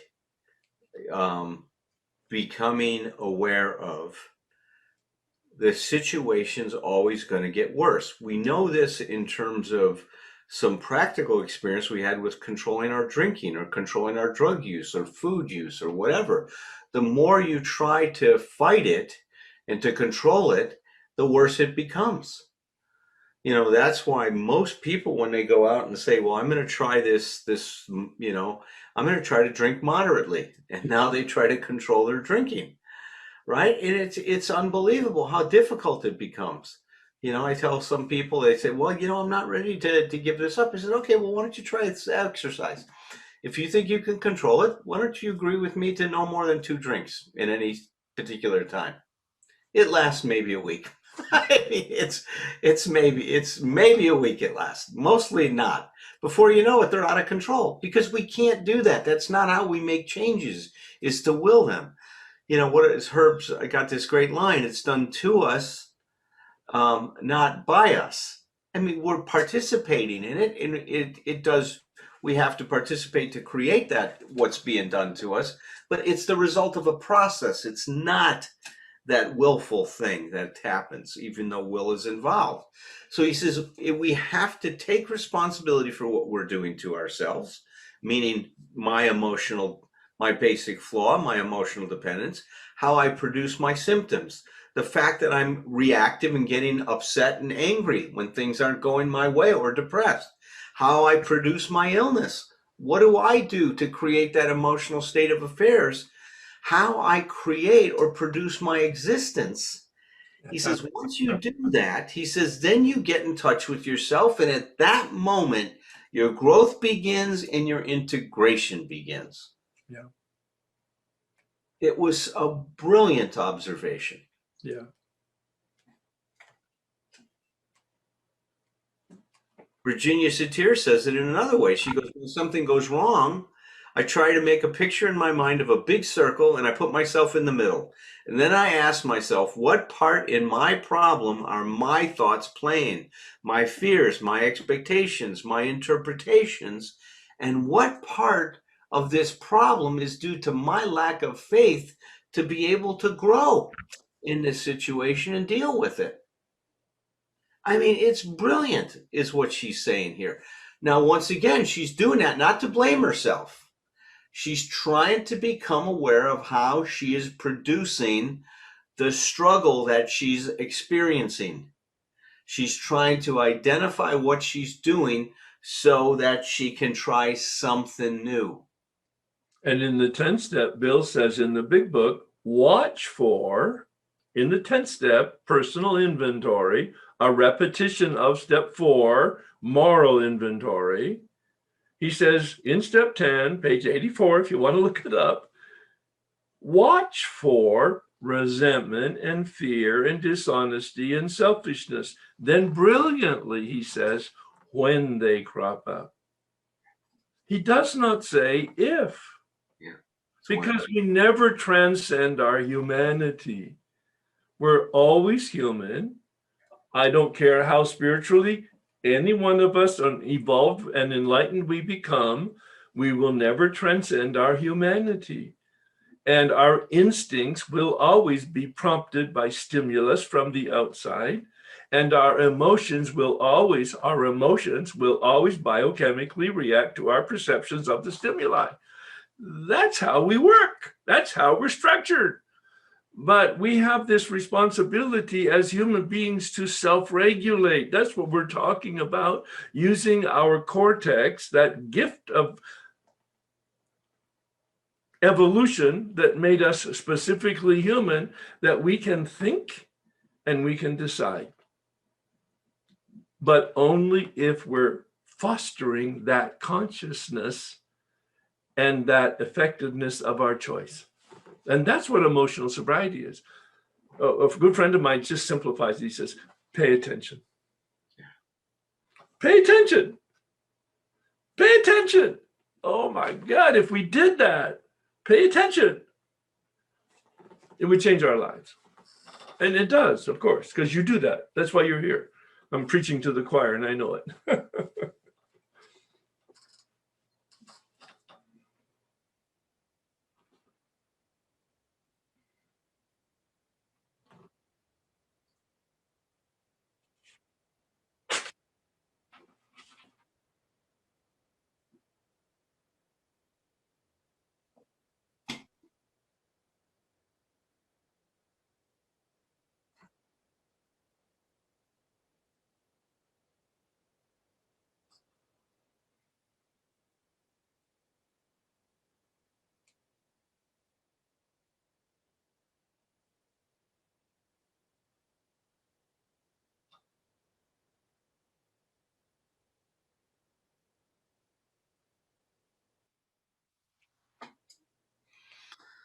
Wow.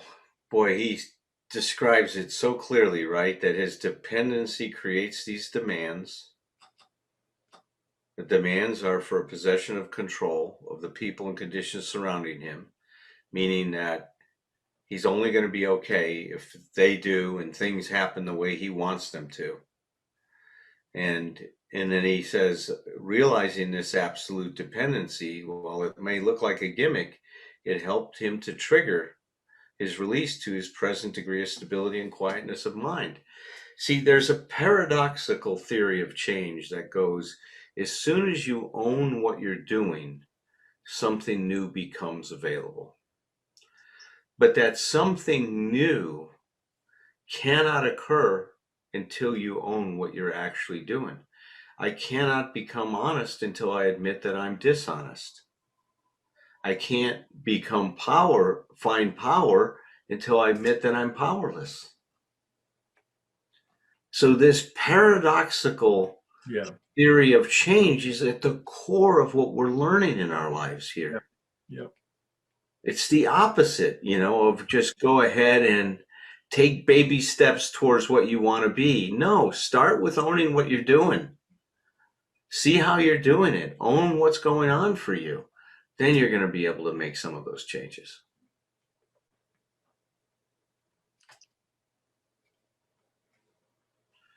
This is Dr. John Amodeo. He was the person that I was mentioning before who wrote the book Love and Betrayal. He goes, if responsibility and blame are fused in our minds, then our defenses will marshal to avoid any responsibility. He goes, however, the self-contempt of blame, and listen to that, the self-contempt of blame is quite different from the self-empowerment of responsibility. By suspending blame, self-blame, we can look more calmly and soberly at how we may be responsible for our choices and accountable for our actions. But only then will we become wiser and stronger. Only then will we grow emotionally and spiritually. I'd say only then will we be able to discover emotional sobriety. Taking responsibility is empowering. If you are blaming yourself and beating yourself up, you're not empowering yourself. You're disempowering yourself. What Alan talked about earlier, quoting the big book, and then I reinforced it, quoting it again, saying, so our troubles are of our own making. At first, it sounds like a negative. Oh my God. It sounds dark and negative. So my troubles are of my own making. Oh, what Alan just said, it just pressed my button again, because it's actually the good news. It's not bad news, because if my troubles are of my making, hello, I can change it. I can change it. I have to change my thinking. I have to change my information. I have to change my beliefs. I might have to change my feelings. I certainly have to change my behavior. Hello, wow, that's a lot of work. Yep, that's right. It's a lot of work, and it doesn't ever get perfect. Please, I know 50% of you out there are people who absolutely ferociously cross the T's and dot the I's, and you are going to be perfect. No, you're not. Please release it. What a great word that is. Look up the word forgiveness. A decision to release. Oh, it's so just like gentle. Watch my hands. A decision to release. Just open up your mind, open up your heart, and even pray to have it opened and be released from this bondage of perfection. Because it's a delusion, and it's neurotic, and it's very unhealthy. And it's not even desirable, quite frankly. It's just our attempt to control. Alan? Well, what you're saying is, as we take responsibility, the other great thing about this is that it becomes intrinsically rewarding.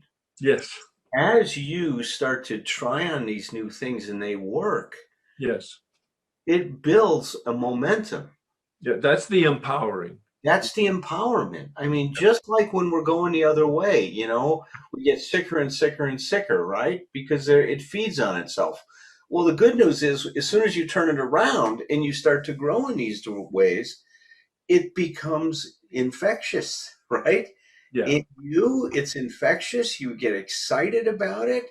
And then in others too, they see it in you and they are turned on. That's why we say that this program is based on attraction, not promotion. We see other people that having this freedom, having this new way of life, and we want that. Who was it, the saint that said, everywhere you go, preach the gospel? And some, Augustine from the 4th century, I believe. But yes, go ahead. oh, I love it. It's everywhere you go, preach the gospel, the good news. Let everybody know about this. And he goes, and sometimes use words. I just think it's so brilliant because Use that's what it's about. use words if you have to. Yeah. Use words if you have to, and you don't. See, that's the thing, is when somebody can feel your recovery. Yeah. We're all good animals, and we have these very under the skin tentacles awareness, these neuronal synapses or whatever they're called. Our limbic system picks it up. We just pick up the atmosphere because it's about safety and it's about security and it's about survival. That's how we're built. And we can foster that to a healthy sense where we're aware of. Again, that consciousness is the key. That's why step 11 is about improving our consciousness on a daily basis. Yeah. That dimmer switch, pushing it up a notch at a time. And the good news is it's about infinite light, at least in the context of the big book. It's about infinite light. There's no end to it. What an adventure every morning. Exactly. So here we are on core concept number 6, and then we'll open this up for some discussion. We accept that life is not going to conform to our expectations. You know, that's what we come to. We let go of this, what Bill called a hobbling expectation, that life is going to be what I think it should be, even what I want it to be. And here is the problem in a nutshell. So life happens, and it happens, the bumper sticker says shit happens, and then we object to it. And we get so hung up in the objection. We object, it turns into self-pity. Why is this happening to me? This shouldn't happen to me. Life is unfair. I can't tell you how many people have sat on my couch telling me how unfair life is. Yeah. And they make themselves a victim of life because they are. Because see, when we don't know how to cope with life, then we become victimized by it. Yeah. And so when people are saying that it's unfair, they're not talking about life. They're really talking about their inability to deal with what's happening with them. They don't know how to handle it because they've had this expectation that it shouldn't be this way. So they never prepared themselves to deal with things as they are. One of my favorite sports psychologists is John Wooden, who coached the UCLA basketball team and led them to, I believe it was 12, national championships. And he had this great pyramid for success, and it was all about psychology, right? And one of the great lines that he uses, and I use this when I'm working with a lot of people, he goes, failing to prepare is preparing to fail. Oh, yeah. Yeah. Think about that. If we have these ideas about how life is supposed to be, and life is supposed to just be this way, we've never exercised the muscle of coping with it.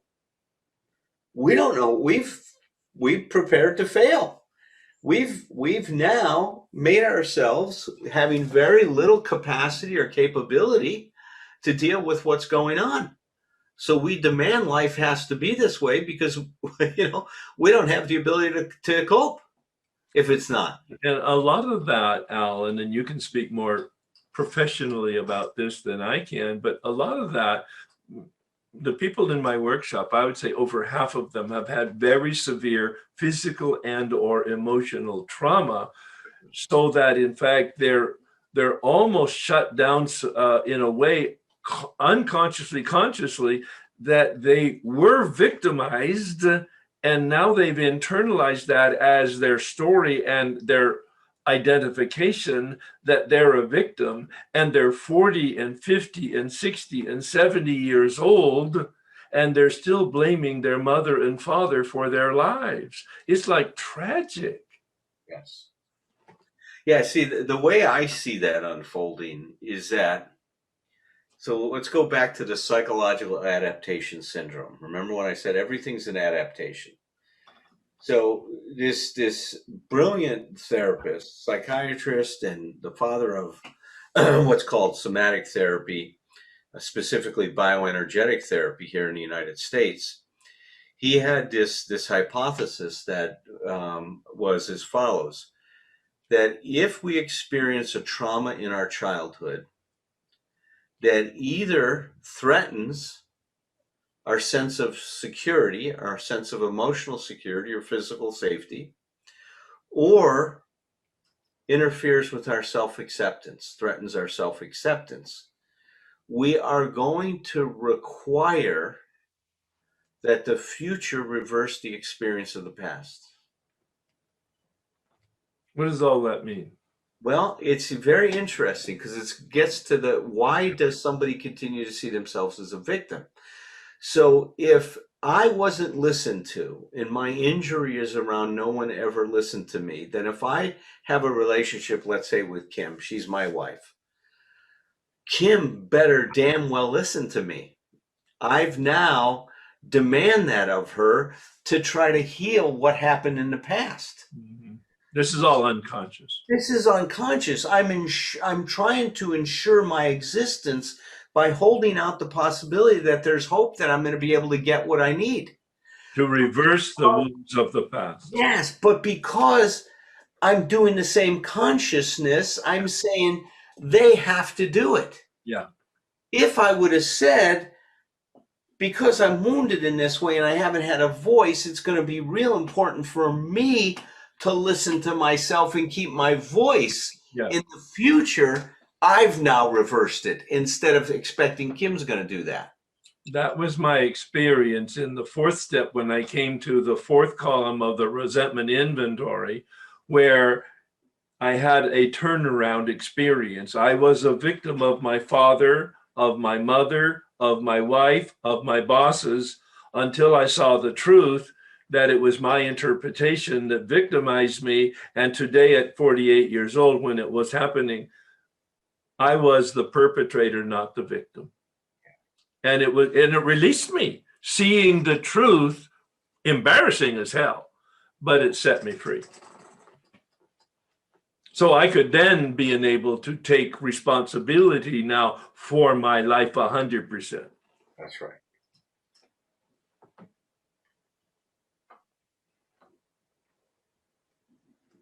So this is what forms our rejection, right? That life isn't what it's supposed to be. Right. You know, life's just supposed to be fair. Well, you know, how many times have we heard life isn't fair? What I say to people is unfortunate things happen in life. I love that word, Alan. Please unpack it just a little bit, because you said it just recently and I've adopted it now. Yeah, no, it's unfortunate. I mean, it's not a fact of unfairness. There are unfortunate things that happen. There's natural disasters that have these terrible fires that are going on in Oregon right now. You know, earthquakes. I mean, this COVID thing. This is a challenging time in our life, and these terrible things can happen, and they're very unfortunate when they do. But if it's unfortunate, all it means is it's my job to deal with this now. It's not a matter of unfair that somehow life is against me or God's up there and saying, okay, you know, I'm going to punish him 10 more times because, you know, that's how he's going to, you know, pay his price. It's that Judeo-Christian thing. If you do something wrong, you got to pay a price for doing that wrong thing. I internalize that. You know, how many times, or did you have a parent that said, God's going to punish you for that? Yeah. God's going to punish you for that. If you do that, God's going to punish you. Oh my God. Yeah. Santa's got a list and he's checking it twice. Naughty and nice, right? Naughty and nice thing is that's that craziness that goes on for us. And then, you know, what happens is, and I love, you brought this in the other day, we take reality personally. It's like, this shouldn't be happening to me. We take it personally. Like, oh my God, it's unfair to me. My God, life should conform to my expectations. And now we're all hung up on what's not supposed to happen instead of dealing with what is. And that energy, it's what we say is where you focus is where your energy goes. Mm-hmm. If you focus on this shouldn't be, I shouldn't have to deal with this, you won't deal with it. Trust me. If you say, you know, this is unfortunate, this is a bitch that I got to deal with this thing, but it is what's happening right now, and let me figure out what's the best way to handle it. Now you put the best in you in charge. Yeah. If you go into your self-pity, you know, it's a lot of times it leads to relapse for people. I can't tell you how many people get disappointed at something. And where they say that John Barleycorn Yeah. is a kissing cousin to self-pity. Right. I mean, John Barleycorn's just sitting there waiting for you to pick up the bottle. So Right. And you said at one point, what you resist persists. persist. And These are the kind of wisdom sayings that we can grasp onto and kind of like, this is a truth. If I'm resisting it, it's going to persist. What I have to do again is be released from it or make a decision to release it or a combination of that. If I do not get busy with learning how to cope with reality, I'm going to continue to feel like a victim my whole life. Well, I mean, that's a common saying now in the rooms, isn't it? What's the definition of insanity? Doing the same thing and expecting, I know we say different results, but I think we expect better results. Well, see, and that's a nuance that you gave it that puts it up on steroids. Right, that shows you how I'm knocking on the door of insanity and the door opens and I'm on the inside of that room. You know, that's that whole thing is that we really expect it to be different. There's no reason it's going to be different until we're different. And it always is different, but it's never better. It's always a little bit worse. It's never what we expect, and yet we continue to expect it because we're just tied into the should. Yeah, until we can release that. Yeah. Right. That's an interesting thing is the way you're saying it today, which is another, see, this is what's wonderful about doing this with you is that we get these spontaneous insights about, well, we're also releasing the shoulds, aren't we? It's the same thing that the process of forgiveness. 100%. Releasing what life is supposed to be so that we can show up and deal with what life is. Well, talk about unenforceable rules. Well, that's what this is at the heart of all this. So what came to me the other day when I was thinking about this is that this emotional dependency we have that starts with our anxiety about being loved and accepted. So we want to be loved and accepted. We believe we have to have that to be okay. So it generates, we've got this emotional dependency. Well, that dependency now creates these claims and demands. Well, if I'm dependent, then things have to be this way for me to be okay. So the claims grow out of that dependency, like kind of like when you grow crystals, they start to grow, right? Well, that claim and demand turns into an expectation. Yes. This is what's supposed to happen. Yeah. We then take those expectations and we codify them into should demands, and they show up as unenforceable rules. It's a great term from the book by Fred Luskin on forgiveness, Forgive for Good. I'm sorry, Alan, go ahead, please. Oh, no, it's a great term, and we've adopted it in terms of this emotional sobriety stuff because he didn't realize when he was talking about it, he was talking about a path to emotional sobriety. He was focusing on specifically forgiveness. We've, broadened the definition. Right. And this is what creates problems, not only in terms of resentment, but what creates problems in terms of our ability to cope with life. These unenforceable rules are our should demands on how things are supposed to be. And we get all hung up on taking it personally. How could this happen to me? Why is this happening to me? It shouldn't happen to me. Somehow I should have special status here. I shouldn't have to deal with what everybody else has to deal with on this planet. Things should go my way. Well, it's all about us. And see, that's when I said the culture of narcissism is that when we take things personally, we're making it about us. And it's not about us. It's about what happens in life. And see, that's about the alignment we were talking about before. If I just say, this is what life is, life can be quite unfortunate at times. It's not a question of it being fair or unfair. There's no such thing as that. It's unfortunate. This is a terrible situation. Now, what are we going to do about it? Yeah. Yeah. Now, how are we going to deal with that? And that's what the important thing is of this whole thing. Humility, the word itself, comes from the Latin humus, meaning earth or dirt. And it's not to be negative.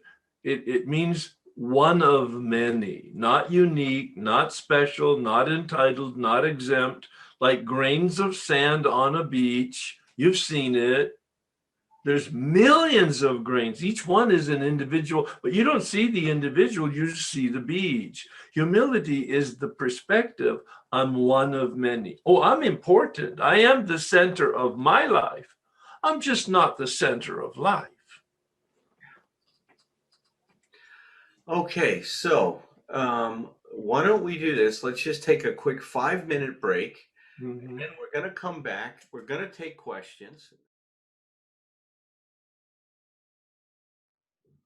Hi, thank you so much. Nice, thank you. Wonderful, wonderful workshop, really incredible. So my question is, if in the disillusioning process, a great deal of anxiety comes up, how does one deal with that anxiety in a healthy way? Yeah, I'll give first a blush on that, just from a 12-step process, and that would be certainly pray about it. In terms of the big book suggests, even in the fear inventory, that although we can name it, we can write about it, we can analyze it, we can talk about it, we can't get rid of it. So I would say first, pray about it, then certainly write about it to become aware of the source of the fear, and then talk about it. That would be like the 10 steps thing. But Dr. Berger, you probably have more human developments. Well, it's first of all, what a wonderful question. Yeah. Doreen, fantastic. I mean, what you're picking up is that the disillusioning process leads to an existential crisis. Yeah. And the existential crisis is, I'm letting go of what I've been doing, but I got no idea what to do now. Who am I? Who am I going to be? It's like, who am I going to be? What is this life going to be like? And so you're in limbo. And that limbo creates an existential crisis. Part of the existential crisis is what we call an existential anxiety. And the anxiety is that anxiety that Herb talks about. You know, we're living in an or that space is there's an uncertainty in that space. And, you know, there's a part of each of us that craves for certainty. I want to know where I'm going, where I'm heading. You know, I don't want to live in this. So it creates a ton of anxiety. What I say to people is I encourage them to know that sitting with that. So first of all, what most of us do is run away from that. We are phobic. We are pain phobic. We don't want to feel our discomfort. We don't want to feel any pain. We don't want to be uncomfortable. So instead of staying with that, what do? We quickly mobilize ourselves to try to get away from it. Well, if you're committed to recovery, hopefully you don't pick up and drink and use again. But then we do other things. We go get a gallon of Haagen-Dazs ice cream, or that's what Susie does. I've been watching Susie. She's doing that. Or, if you're a guy, you turn on some porn and you masturbate, or a gal. I mean, gals do that too. Mostly guys, but there's gals that are doing that too. I mean, you do something to avoid yourself. See, we're so good at running away from ourselves. And so in recovery, we encourage people to try on as an experiment to do the opposite. If you're uncomfortable for a couple days, well, what is that really going to mean? Are you going to die from being uncomfortable? Probably not. Are you going to be uncomfortable? Yes. But what if you just go ahead and see if you could just live with being uncomfortable without having to resolve it? Because see, there's something meaningful that comes from sitting with that experience rather than trying to resolve it prematurely. Is what happens when we sit with it. Now that self-actualization has a chance to start to swell up, start to emerge in my consciousness and guide me to what will be next in a healthy way. But if I try to control it, I'm going to fuck it up. That's Right? not in the big book, by the way. They crossed that out. That was in the early manuscript, but that was the part of that. But you see what I mean? If I control it, what am I going to do? My ego takes over. My ego is not my amigo. It's not going to lead me to good things in the way we're talking about it. It's going to lead me back to the false self. So if I can find a way to have this, what we call meaningful endurance, it's meaningful because I'm trying to let another part of me play a role in my life. Then I have to go, look, you're a mom. If you've developed a kid, given birth to a child, there's a lot of discomfort. If there's no way around conceiving a child without going through that discomfort. An amazing thing happens when you walk through that discomfort. This little creature, right, is put on your chest and you get to connect to it. But if we think of that as an analogy to giving birth, that's what we're experiencing. We're giving birth to a new experience. And one of the early suggestions I heard in my recovery was, when you have an experience of fear, turn and look it straight in the eyes and walk toward it. And I thought, are you kidding? Absolutely not. Everything in me says, no, get rid of the fear. Do something, as Alan talked about, to sort of quell it. But it actually does work. Look it straight in the eye. What is it? You've heard the acronyms: false evidence appearing real. Face it. Look at it. Walk toward it. But I love that. And I haven't heard you say that endurance phrase. What was the full phrase? It's a meaningful endurance. Meaningful endurance. It doesn't mean that you sit and suffer in silence with this anxiety. No, you have some things that you can do to address it, not to minimize it in the sense of narcotize it, but in the sense of healthy addressing of it. I love that. Meaningful endurance. Yep. Well, of course, addicts, I mean, are you kidding? That's just like countercultural for us. We want immediate gratification. Isn't that what we want? Isn't that what the problem has been? Immediate And what does adult do? They delay the gratification. Meaningful endurance. Meaningful delay. See, Pause. the pause. See, that's what I was going to just say. See, the other thing that we're learning here, well, two things. So one of the things we're learning here is that there's a real value to living in the space between the stimulus and the reaction. And so in that space is where we discover new things. Yeah. The less space I have between me and what I'm reacting to, the likelihood is I'm going to be reactive to that in a way that's oftentimes not good for me and not good in terms of dealing with the situation. When I put space in, then I allow for the best of me to show up. Tom Rutledge, who joins me on Thursday nights, often says, listen to the second voice, not the first. That's another thing. He has another great saying is he says, move towards your demons because your demons get power when you move away. Yeah. And see, that's another great way to think about this is, so if I run away from my pain that I'm experiencing, now I'm giving that pain too much privilege or discomfort, too much privilege.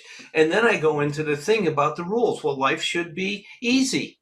I shouldn't be this uncomfortable. Well, why not? I mean, why isn't being uncomfortable okay? I don't know what the consciousness was when I was a year and I was learning to walk, but I'm sure it didn't feel good falling all the time. But it didn't stop me from getting up again, or else I'd be crawling everywhere. At 4 years of sobriety, I was restless, irritable, and discontent. I didn't know that because alcohol had been removed and my life had improved just because of that, but I hadn't changed. And I didn't even know that I was restless, irritable, and discontent until I did this work and in conjunction with the therapy. Quite frankly, I need to have the full context. But then when I came to the other side of it, I saw that I was restless. I saw that I had always been restless, irritable, and discontent. That was such a state of being that I accepted that that was, in fact, the way people live. Until, in fact, I had a moment of contentment as the result of getting released, having that spiritual awakening, having that change. And I go, oh, and I haven't been restless, irritable, and discontent since, in the same sense as a lived permanent experience. We have moments, life has speed bumps, but now I have the shock absorbers to be able to handle the speed bumps. That's emotional sobriety, having adequate shock absorbers. Yeah. I just love what somebody put in. It was a dear, thank you for that. She goes, don't take the first think. Yeah, yeah. So good, Adair. Thank you. That was a great one. Don't take the first think. Right on. Well, my daughter, who's in Al-Anon, says, Dad, your problem is drinking. My problem is thinking. Right. Don't take the first think. That's great, Adair. Well, it's real interesting that you all were talking about being uncomfortable and fear, because for me to raise my hand, that's stepping out of my comfort zone. And the more you talked about it, the more anxious I was getting. I'm just about into an anxiety attack here, but it's something I've been working on with my therapist. And just last week, he asked me, he said, well, why don't you make a list of pros and cons, on whatever it is you might be fearing, and ask yourself, what's the worst that can happen? So here we are. I wanted to share some of the things that stuck out for me in the workshop. And today it's been great. One of the things that you talked about was how the problem starts early. And I'm the oldest of 6 kids, alcoholic father. At 10 years old, I started taking care of my brothers and sisters. And I was married at 18, had a baby. I've been married for 44 years. So I've been running the show since I was 10 years old, and I enjoyed it. I thought I grew up early, and I've been in recovery for 9 years. I've been thawing out. Last year, I started Herb's workshop and the step workshop, and it's been amazing. First time that I heard the talk on emotional sobriety, the one that the two of you did in September 2020. And I refer people to that all the time if they're interested in learning more about this. So it was then that in this past year that I learned that I was responsible, but I never grew up. And I'm 62 years old. And, that was an awakening.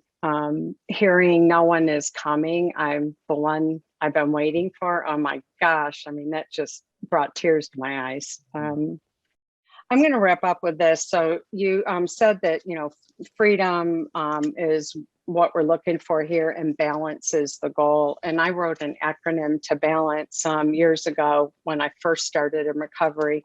And that's being available, living, accepting new challenges every day. And that's just where I want to be. I just want to be present in reality. So thank you both.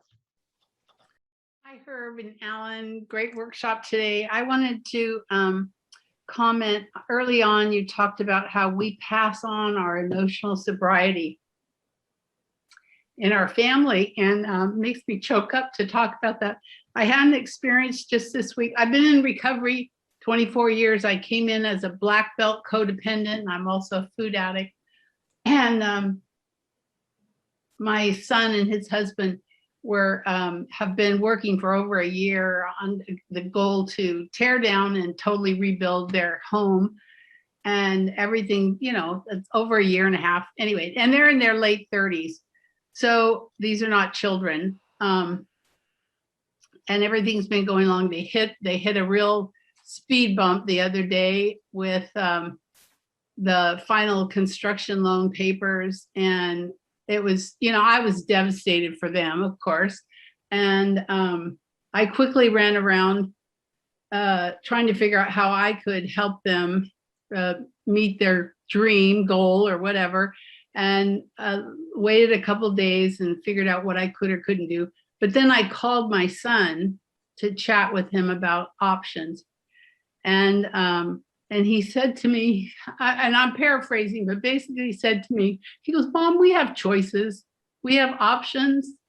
We have some time. It's not going to happen immediately, but you know, it is what it is. And it's going to be okay. And we know you're always going to be there for us. And I hung up the phone and I thought, I didn't teach him that by telling him that. I taught him that, or I was part of teaching. I was just one person in his life, by working and changing my life and learning to rebuild and say, you know, it is what it is, but we'll be okay.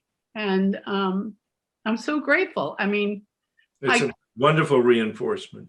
If I had hung on to the way I was living, and made things the way I wanted them to be to fit my dream, I would have harmed my children a lot. And so anyway, I wanted to share that and tell you, I some days when I say, I don't want to grow anymore, I don't want more light. When I say I'm done, I say, well, maybe I'm not done. I'll keep doing it one more day for my family. So anyway. In my meditation the other day, it came to me, my graduation diploma will be my death certificate. All right, thank you. This has been amazing. I so much gratitude. And I got such an aha when you started talking about humility, because I really don't get it. I just have never gotten humility, you know, and so very quickly I talk about that blame cycle, the blame, the self-hate, then led to paralysis until the suffering got too great and I decided I want to awake. Okay, that was great. But when you talked about that, the humility of asking for help clearly from a higher power and my fellows. And it's like that one, no, you know, and that's because I was too victimized by the false dependency of what they were going to say. So I'm like blown away here because you hear people say it, I can't make outreach calls. That's because they're going to trigger me, or I know what they're going to say. They're going to tell me to breathe and go hug a tree and walk around the block. So why don't I just do it anyway? But it's that absurd and over dependency that they're going to make or break me, or what they say will make or break me. And it doesn't mean that I walk around life with my head down. So the reality I love this, we take reality personally, that I also have to be humble enough to know that that there will be times I'll be back into that blame of me. So it's really that reality. I hope I made sense, because it's kind of making sense to me. All right, I'm going to stop and I'll take anything you got to say. Dr. Berger, do you have any comment? No, I just love what you're realizing. And it's very important what you just described. See, you're waking up, right? See, this is that waking up process we were talking about here. is you're putting some things together. And look, that's important because see, it comes down again to these, what would happen if I let go of all of those expectations, right? Then you're going to just flow with what goes on. You're not going to, if you need to say something, you'll say it. If you don't have anything to say, you won't. There won't be any expectation for you to say or not say. It'll just be, you'll be moved by what's important. You see, when we're healthy, we seamlessly move from now to next. When we're not, we interfere with next because we try to control it. Yeah. Is when we are healthy, I'll say it again, we are flowing freely from what's happening now to whatever is important to us next. And there's no rule about what it should be. We don't look for what it should be. If I'm tired, I take a nap. If I want to go exercise, I go exercise.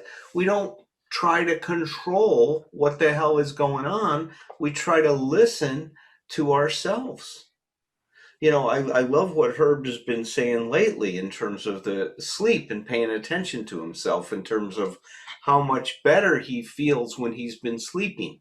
It's like he's finally woken up to the importance of being asleep. Right? It's so interesting. But it's those little things that we have, right? Like these insights, like, oh shit, that's been important. Yeah, you know, it has been. It always been. If you listen to your body, it would tell you that. But see, we don't listen. We don't listen to ourselves. So I love what you're saying. I think it's great. Yeah. And flow, think about this flow. That's life evolving, life manifesting, life's in session. It's a flow, but put a capital on it. Flow. That'll be a meditation for you. Thank you. It's been a fantastic workshop. I'm delighted I got on it. Enlightening today. I'm in a transition. That's where I just see where I'm at the moment. I feel like I'm in transition. I've left a toxic relationship, during which time I rewrote my sobriety date. And because I realized that if I wasn't living as who I am, then I'm living as who I am not. And it caught up with me, so I left. Yeah. My question today is fairly basic, I think. You know, you were talking about waking up, and it just reminded me of Anthony de Mello's book, because that's my only experience of awareness and awakening and all that kind of stuff. How do you wake up to knowing whether you're in the false self or you're in the authentic self? How do I know when I found myself? My first experience with that, without putting that vocabulary on it, was when I did column 4 of the resentment inventory.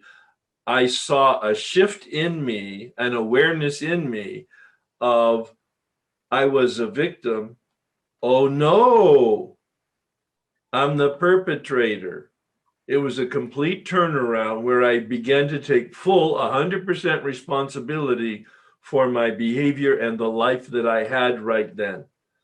And so for me, the beginning of that, certainly there was lots of other preparations for it, but the absolute experience of doing a 4th step with instruction and seeing the lie and then the truth, that gave me the ability to begin to wake up then. Dr. Berger? Yeah, let's try something. Okay, you ready for a little experiment? Yeah. Mm-hmm. You are? Yeah. Okay. All right. Try anything once. All right. Well, I like the spirit. So what I want you to do is I want you to say and let's say it with as much conviction as you can possibly muster. I need to be perfect. I just say that out loud with as much conviction as you can. I need to be perfect. Okay. Say it one more time. I need to be perfect. Okay. Now what I'm going to ask you to do is shift between 2 different states inside of you. What does your true self say to that? No, you don't. No, you don't. All right. What does your false self say to that? Absolutely. Yeah. Your false self was louder than your true self, by the way. I think it's true. But listen, but Oh, my what life. I'm saying to you though is, listen, you just heard the difference, right? You could hear that one part of you said, that's true, I've got to be that way. You can identify that as your false self in a minute, right? You had no trouble. Your true self, and what you chose was to be your true self first. So that's important to pay attention to. And what did your true self say? No, I don't. No, I don't. Your true self exactly knew what it meant, what that meant to it. You've got to keep space in your consciousness to listen to these sides of yourself. Yeah. You're not holding the space for them, and that's why you're asking this question. You do know the difference. You just showed us that you have that possibility. You're not exercising it. But you're beginning to, and that's why you've had the change in your life, a major shift, because you did make a choice. Right. It was unacceptable. You're probably not very clear as to what is acceptable, but you knew what wasn't acceptable, and you're listening to that healthy voice of you, and you're making some changes. You're paying a little bit of a price because of the disturbance, but you're not allowing that to shut you down, because here you are. Not only are you on the call, but you're interacting with us. Thank you. Thank you very much for All right. everything today, all of you. Yeah. See, willingness is critically important, but it's meaningless without action. The man who took me through the work said to me, I'm 4 years sober, 48 years old. He said, Herb, willingness without action is fantasy. Oh my God. You talk about holding you accountable. There it was right there. He didn't shame me. He named me. Good to see you, both of you gentlemen. Love you both, and thank you for your being lanterns for me and for everybody here, and for people who are not here. I just want to briefly share a deeper insight that I had when we were either around core concept 1 or 2. And it's, the insight was that the core manifestation of my isms, because I am an alcoholic, I'm a bulimic, I'm an Al-Anon, I am a sex, love, and fantasy obsessor and addict, and whatever, we won't go on, is myself. And, then being my true / God self. And that is a daily practice of aligning myself to that, and whatever that God is. So that's all I wanted to share. Thank you. Yeah, alignment for me is correlated with the concept of flow that we've been talking about. Because when I'm in the flow and aligned with the flow, there's harmony. If I'm attempting to go against the flow, there's turbulence in white water. Yeah, thanks very much. And thank you, Herb and Dr. Berger and everybody, all the support for this. I have a question, but I'm going to do a little statement first. I started my program because I knew I had relationship issues, and I was using food as the solution. And in the course of my program, I found the traditions have really helped me navigate relationships with other people and within myself too. Can you address how the traditions correlate with emotional sobriety and these concepts? Well, I'll begin. There are principles. The steps have principles. The traditions have principles. The concepts have principles. And Bill says we have 36 principles that give sort of the full dynamic to our pathway as human beings. All right. And so there are principles, and what a wonderful question, and also an exploration as to how to bring the traditions which are meant for group functioning in terms of principles and guidelines into making them personal. How do I make these traditions and the principles in them applicable to my personal life and my significant relationships, as well as my relationships to community?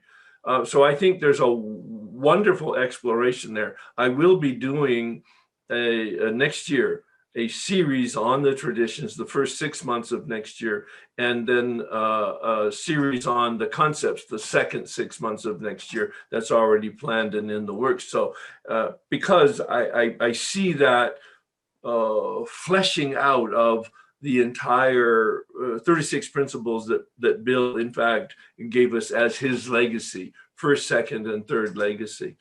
Alan, would you like to talk about that? Well, I haven't done that myself yet. I am familiar with I think there's even a priest that's up at the Mary and Joseph Retreat Center that does a workshop on the traditions and relationships. So I don't know how these align. I mean, I am familiar with some of the traditions. I couldn't repeat them all. But what I wanted to ask you is, tell me the one that stands out for you that you find most helpful in relationships. And let's see if I can then correlate that to emotional sobriety. Okay.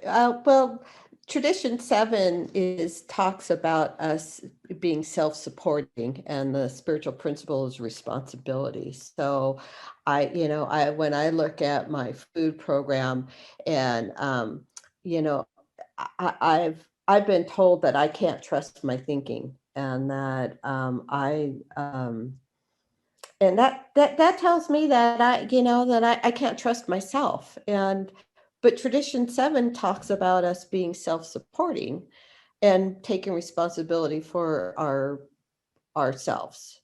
And that's where I see concept 3 is like growing up and being self-supporting. So I'm trying to figure out how the two balances between being self-supporting and I can't trust my thinking. Yeah, all right. Well, what I hear in my program. I can dig my teeth into that better than the other question. So let me try to see. This is one of the things where I think that we add to difficulties rather than help people solve them when we talk about you can't trust yourself. We hear that all the time, right? It's like this idea, your best thinking got you here. Well, it's also true. Your best thinking got you here. That's true in two ways. You see, what I mean? It's not that you can't trust yourself. It's that you've got to pay attention to which part of yourself you're listening to. Just like we did with that other woman a minute ago when I said, what would your false self say? What would your true self say? See, there's a myth of singularity. You're not just one thing. If you were only pathology, you would never get here. You'd probably suicide or kill yourself or something like that. See, if you were just covered, but your best thinking did get you here. Yeah. And because you have the potential that I'm talking about today, recovery is possible. So if you didn't have that other part of you that can't grow and can't, be self-actualized, support yourself and stuff like that, this stuff would be an exercise in futility. People would just be frustrated. And that's not what we see. We see people, when they start grasping these ideas, they start growing into what they can be. But these ideas didn't make them into what they can be. They just revealed it to themselves. The whole area of trust also, I had made amends to my wife, and I asked her at some point where we were talking civilly to one another, at what point will you trust me again? And she said, Herb, trust is never given, it's earned. And I said, so how do I earn your trust? And she said, with consistent behavior. I mean, yes, I don't trust myself in 1988 because I saw that I was filled with delusion and lie. But today I trust myself because I have the evidence of some consistent behavior of being in alignment with the flow for the last 30 years. But even then, Herb, you knew you were wrong. Oh, well, yes.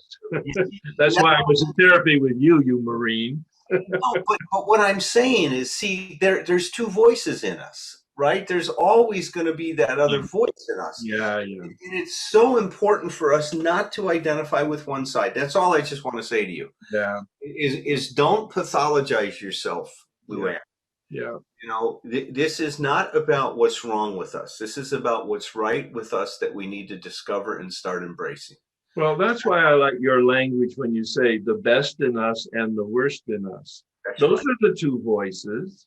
It's the two voices, and we've all just developed a character default, not a character defect. Yeah. A character default to listen to the worst in us. Well, it's been the loudest for a long time. Well, it has, and look, and we can shift our consciousness. See, that's the good news here. That's the good news. We are so much more than we realize we are. Yeah. And our ability to cope with things and to have a better relationship with ourselves and with other people is phenomenal. It's unbelievable. That's the good news that we got to just, you know, shout from the highest places in this planet. But, you know, what I would say to you is quit pathologizing, start to look towards what you can be and focus on that. That's all that you need right now. Well, and it's a choice. I mean, it's the simple choice of positive versus negative. The glass is half full. The glass is half empty. The words are different. The glass didn't change, just a perspective on the glass. And we can choose to have a positive view or a negative view. It's not Pollyannish. I don't mean that at all. But I prefer sunrise and blue sky to darkness. And that's the way my lenses are geared now. Not in a delusional Pollyannish sense, but in a realistic sense. I would rather come from the light than come from the darkness.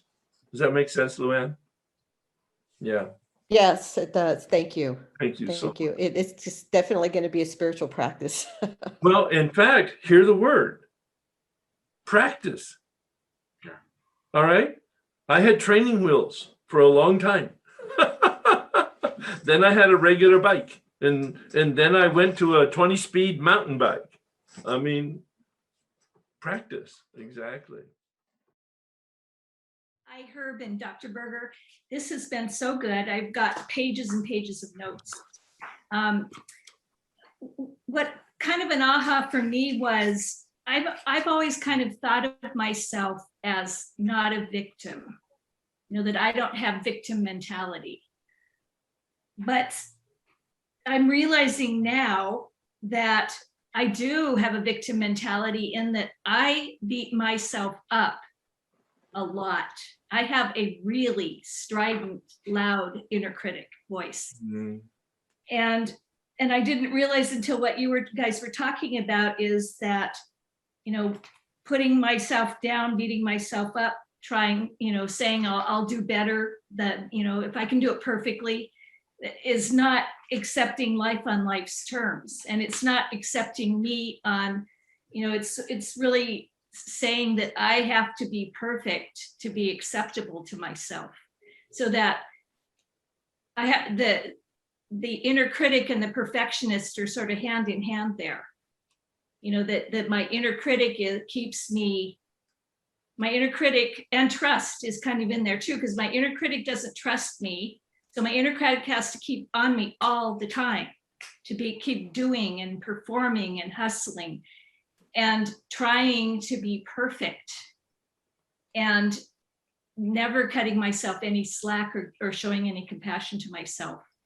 And that was a big aha that I want to spend some time with processing. But thank you. I've taken tons of notes, but that's really the thing that really popped out at me today. And as you described it, I got very tired. Are you tired? A lot, yes. Alan, would you address that, please? I think you're just making a statement. It's fantastic. I mean, I appreciate your insight, and you're right. I mean, we can victimize ourselves. You know, if in the Thursday night workshop, remember we were talking about hating oneself for hating oneself. I mean, what a dilemma that is, right? I mean, we hate ourselves for hating ourselves. My God, there's, where is the self-compassion? This is, to me, the exciting thing about freedom is it's not a question of being a victim, not being a victim. It's just a question of, what do I need to do to learn to better take care of myself? Yeah. How do I deal with whatever's going on to me in a way where I am able to be most effective? Yeah. How can I choose to have a better quality life? My sponsor Tom is out here with me, and well, it's really exciting because he's going to be able to spend my 50th birthday with me, and he's the person that really brought me into the program 50 years ago. So I'm really excited about that. But we were talking the other day, and he was telling me about some stuff he had to deal with that he was going to therapy for early in his recovery. And the therapist approached him in a very interesting way. He says, well, I got this problem and that problem. He says, okay, well, I'll tell you how we're going to deal with that.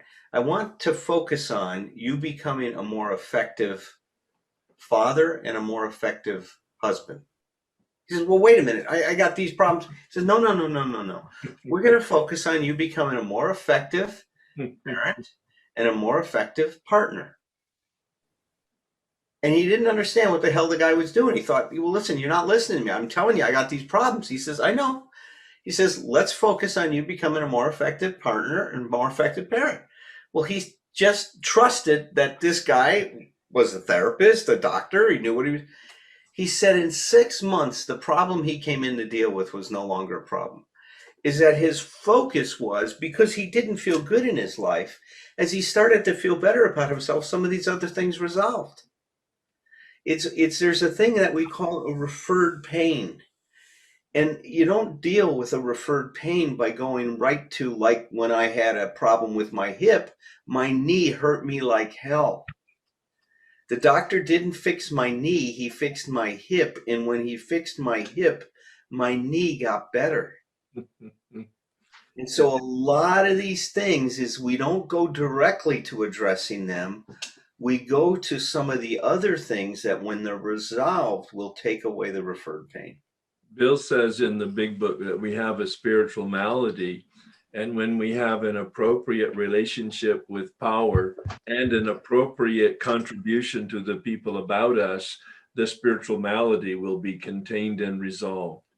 It's the turning from our self-centeredness to other-centeredness in the healthy sense. Step 11 and 12 are the spiritual coin, a relationship with power and a contribution to the community around me.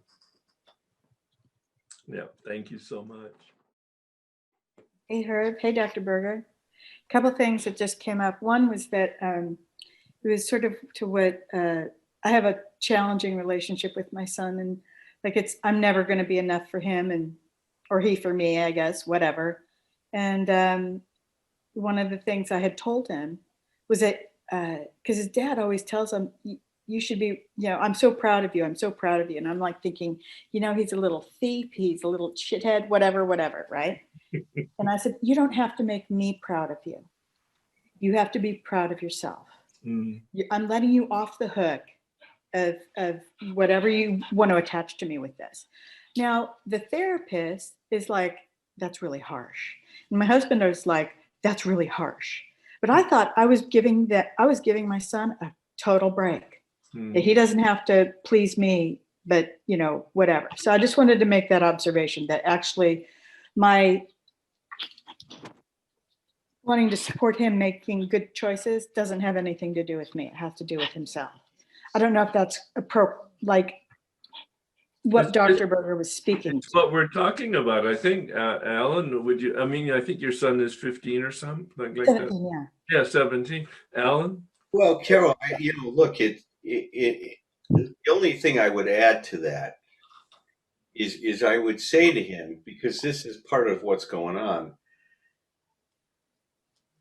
his wanting your approval hasn't seemed to get him to clean up some things in his life. Because you look at him in these things that you can't feel good about, or you don't feel good about, you're not going to tell him that you feel okay about. And see, that's more of what I would say to him. Is I say, look, I can see that you really want, me to feel a certain way about you. And I look, I'm your mom. I get that. You want my love and stuff like that. It's hard for me to feel good when I see you doing these kinds of things. But I don't want you to clean those up just because I don't feel good about it. I want you to start paying attention to what it means to you. And so I'm in this dilemma of how much do I, encourage you to do what I want you to do, and how much do you figure this out yourself? And I'm at this point in time, I'm just leaning on, honey, you got to figure it out yourself. This is going to be more of a you thing. But see, I would say there is a little harshness the way you say it. It's punitive. And see, that's the part you got to clean up. Yeah. Not a punitive thing. You're not doing this to punish him. You're doing it because you want to encourage him to stand on his own 2 feet. So whatever part of you is punishing him, you got to clean that piece up. The other thing I wanted to say too, and thank you for that. It's hard to get him to sit still to talk anyway. There's that aspect. Well, then walk around with him. I don't know. That's okay. Yeah, I will certainly make the effort. I will certainly make the effort. The other thing I wanted to say was that, like, I'm not motivated to work the steps because I'm like a good person or, anything. I just want that peace and I want that freedom. And I said to Jeff in the chat earlier that the only thing harder than working a program is not working a program. And that for me, that I'm really motivated because of the fractured relationships I have and the internal anxiety that I'm feeling, and that I love these workshops. You guys are fucking so smart and so interesting. And thank you for sharing all of this with us today. Thanks very much. So I'm a codependent, and my question is how to take responsibility about my feelings when I have difficulty to feel my feelings, to discern and name them. I had my fantasy since my childhood, how the life should be beautiful with only loving people, and the crash came with facing the reality of the life, and I wasn't ready to handle the reality. As a result, I was living my life really miserable, from dissociation to dissociation and fantasy between, but totally numb. And now I'm in this recovery since 4 months. I'm at my step 8. I'm just learning how to walk and to be alive. So I guess my question is how I can help myself to start feeling and discern different kinds of feelings that my body and biology knows better than my mind. So how to match 2 parts, if you can have some. I'm going to Thank you very much.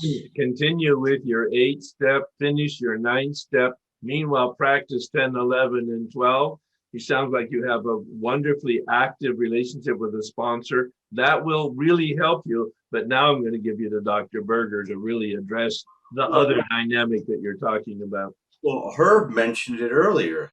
You're just thawing out. Yeah. You're thawing out right now. And the dissociation is just a part of you that says, I don't think I can deal with this. So you shut it off. Yeah. And as you start to feel more confident in yourself and in coping with things, you'll start to recover that experience with yourself and those feelings. And so that, this is you're in a process. Yeah. And don't expect more from yourself than you're able to do right now. Yeah. Right now you're doing a lot and you're making some changes, and that's right now. I'd love that to be good enough for you. Yeah. Flow with that for a while. As I've said many times, you won't be well by Sunday, but you will be well someday. That's right. And so, but stick close to us. Now you're hearing this new information, and I know you're excited about it because I saw that Thursday night when you showed up. But now stick close to us So just stay close to us. This stuff will, as you stay close, it starts to become more and more a part of you. So just stay close to us. Yeah, it is contagious. Thank you very much. Thank you so much. Wonderful. Thank you both so much for this workshop. It's been amazing. And thank you to my dear sponsor who is online right now, who nudged me just a little bit to get here. It's been a million years since I was in your workshop, Herb. So it's wonderful to see, hear you. And one of the things that I got from your workshop, I don't know, by proxy, you had mentioned James Finley, and I went and saw him, a workshop of his. Yeah. He mentioned, as I've always struggled with our higher power concept, or a higher power concept, that God protects us from nothing, but sustains us in everything. For me, that's always felt so good. And then I added to that, and subjects us to nothing. And it kind of is fitting in here for me that, that God, or, my higher power protects me from nothing. He's like, that's the one I've been waiting for, but the one that's not coming, where's the knight on the white horse, higher power, and then subjects us to nothing. Well, now there goes the blame. I can't blame my higher power for the stuff that goes on. Right. So workshop has just kind of helped to put, just put some puzzle pieces together and I don't know, maybe explain to me why that definition feels so good. Yeah. Just appreciate you guys so much. It's an image I use a lot about the puzzle pieces. I get a little piece, and then all of a sudden, somehow it comes to, oh, there's the picture. No, that's wonderful. Thank you. Thank you. It's interesting. You asked us to explain it, but I think it has so much meaning to you. I'd like to hear the meaning it has to you. As far as what that phrase that when you heard that, it's like, what did that mean to you? Well, it just I could never reconcile, typhoons, and I was just in a car accident a month ago where my mom and we were hit, and my mom's 86, and the only thing that injured us was our safety equipment, thank God. And we drifted, I was hit, and then we drifted across 5 active lanes of freeway without being touched again. Wow. No secondary accident. And, we waited, we got towed, blah, blah. Driving home with my son driving us home, a little bit later, we come across an accident where the car is completely demolished. The rear end was just torn off. There's no way anybody survived that accident. And for me to say, to try and reconcile that with a higher power that's up there scheming and planning, and, I can't say that a higher power was involved saying, Kristen, you get to go unscathed today. Whereas this family, I think they're going to have a really darn crummy rest of their lives. Time's up, right? Yeah. So that's what that means to me. Yeah. So what that leads you to is just a lot of gratitude, right? That, my God, there I go, but for the grace of God. And you take it out of that whole other thing about something being done to you. And it's something that, like, once again, it's an unfortunate thing. A lot to be grateful for you. I had a similar accident on the freeway. I got knocked across 5 lanes of freeway. And it's just amazing that I didn't get hit by somebody else. Yeah. And you see somebody, other cars totaled, and the person, they can't even get them out, and they die in the car, No, I appreciate what you said. I think that's a nice way to differentiate. And, we didn't talk too much about that. We'll talk about that more. But when I differentiate these things, then I don't connect things that are not connected, and they can exist side by side. And there's something about them existing in a way like you just described that is helpful and empowering. Yeah. Right on. I like that. Yeah, and it correlates with what you said earlier, Dr. Berger, concerning life just is what it is. Yes. Don't take it personally like you did. It's like, okay, this is what's happening. Exactly. Thank you so much. I feel happy, joyous, and free. I know I've shared this before. Everything seems to fall away when I'm in the truth. it's a gift that I can't describe. I don't ever want to leave. I don't want to leave the meeting. I don't want to leave any one of you. I just want to be here. I want you to love me. I want to love you. I want to love everybody. I live in this distorted fantasy of love, which I am recognizing. To try to bring my question, I'm not good at communicating. I go on and on. So dear God, help me.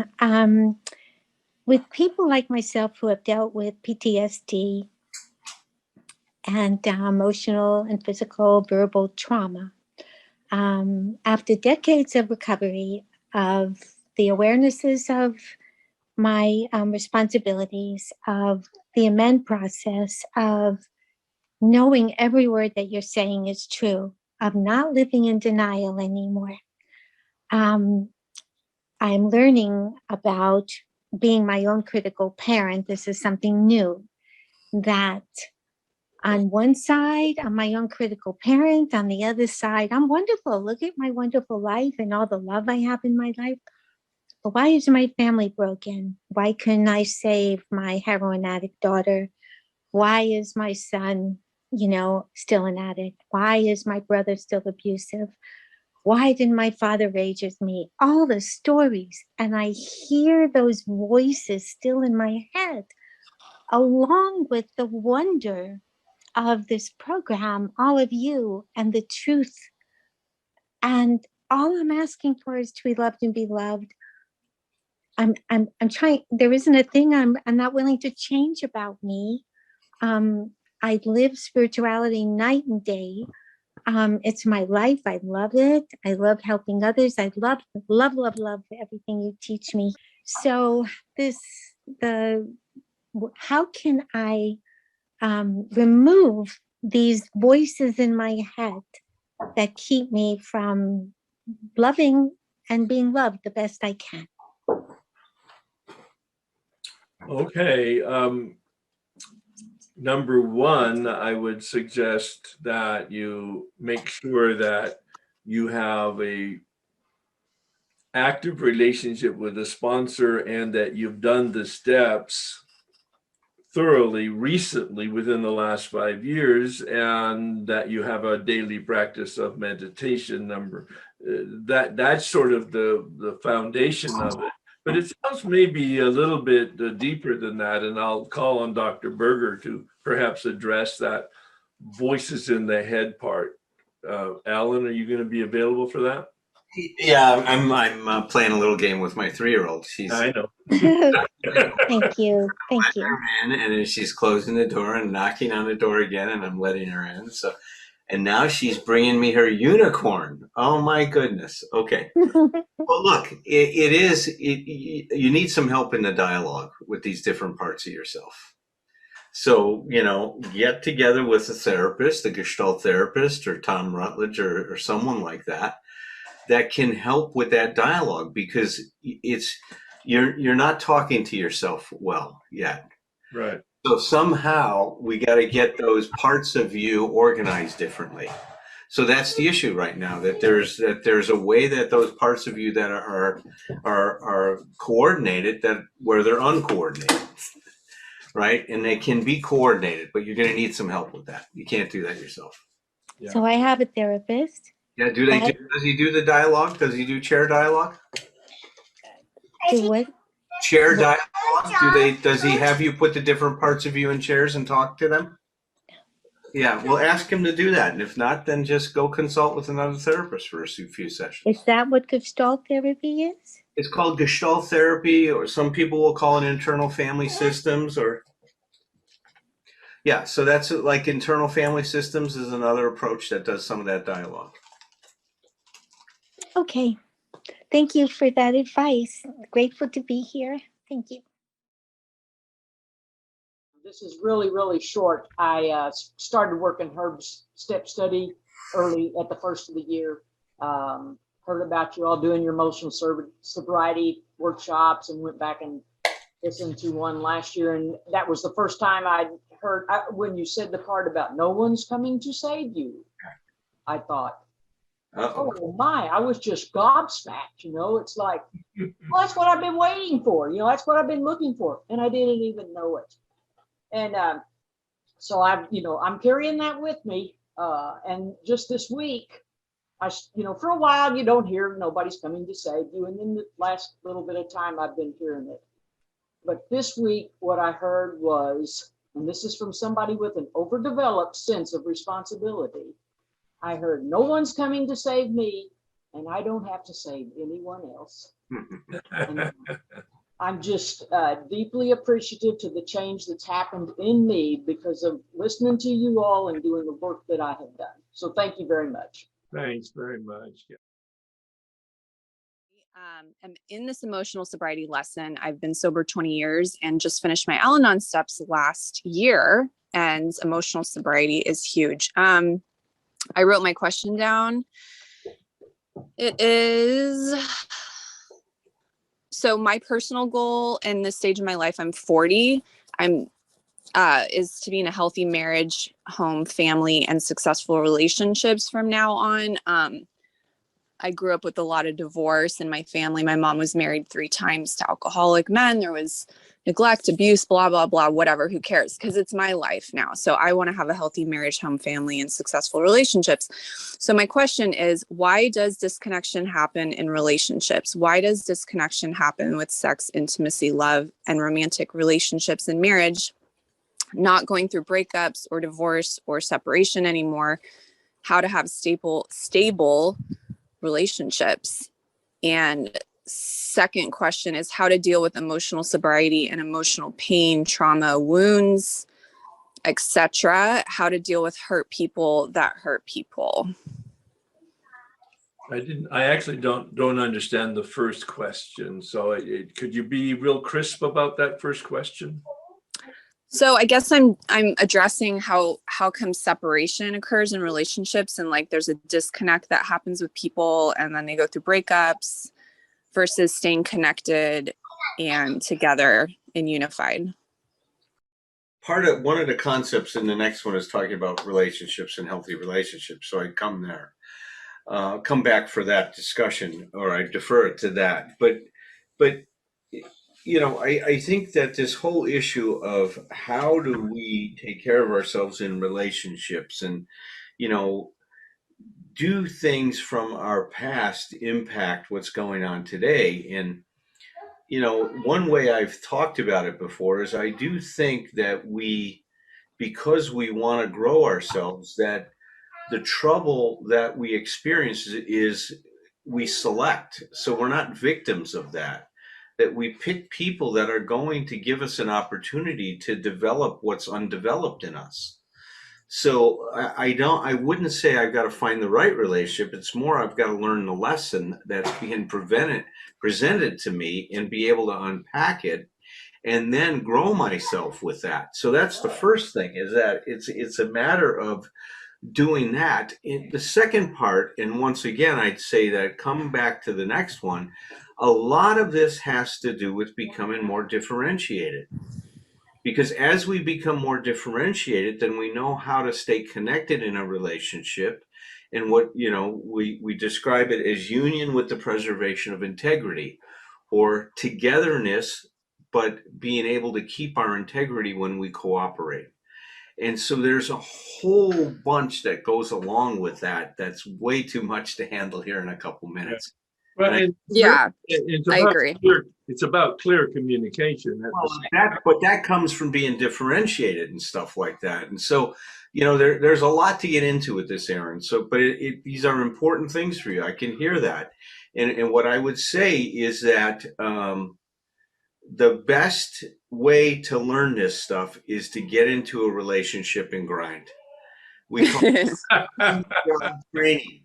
Do not wait until you're fixed, because no matter how healthy you think you get yourself, as soon as you get in a relationship, it's going to go all the shit anyway. Yeah. You're going to have to figure it out, because the issue is how do I keep a sense of myself as a person becomes more and more important to me? And there's no way to do that without a person becoming more important to you. So you need that other. You need that other in your life. Now, I'm going to mention a few things before I run. First of all, we are doing that Thursday night group. Somebody has listed the Zoom information for Thursday evenings. It's 7 p.m. Pacific Standard Time. We are now going through the steps and talking about how the steps help us achieve emotional sobriety. All the previous meetings discussing the steps are on a YouTube channel called the Institute for Optimal Recovery. So if you go to YouTube and put my name in the Institute for Optimal Recovery and Emotional Sobriety, you will pull up, there's like 30 videos probably in there by now. And we are currently on step 8. That's one thing. Second thing is I'm doing a podcast with Tom Rutledge on a weekly basis called Emotional Sobriety. You can find that on Spotify or on the Apple Podcast. They're great. Tom's got a lot of great stuff. He's got a lot of strong recovery, and he's got what he calls the intrapersonal approach to therapy, which fits really wonderful with all this stuff. So join us on that. Last thing is, get my new book.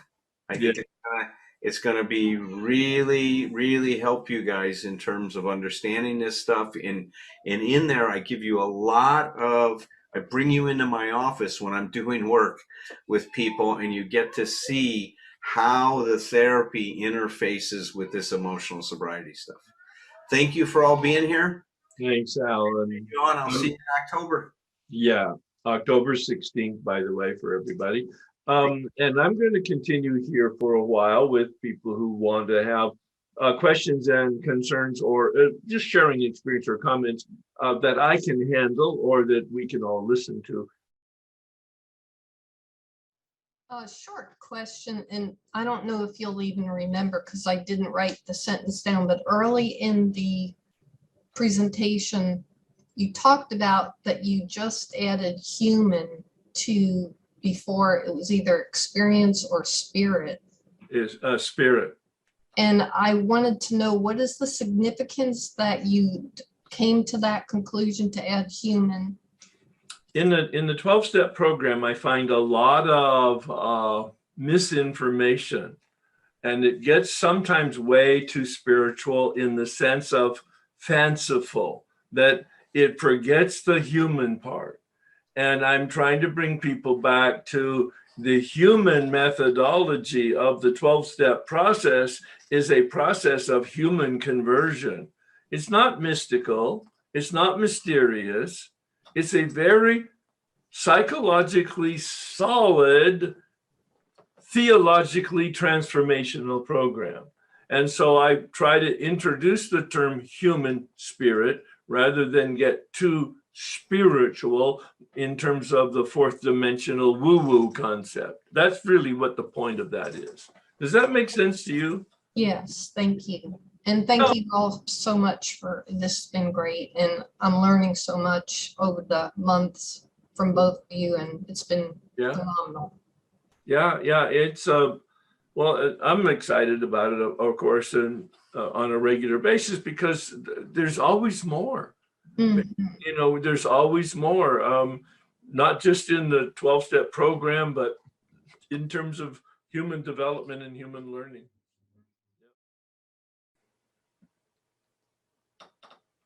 I think everybody's pretty much either worn out or at peace or both. Wonderful. Why don't we pray the Serenity Prayer, which is the prayer of emotional sobriety. Listen to it.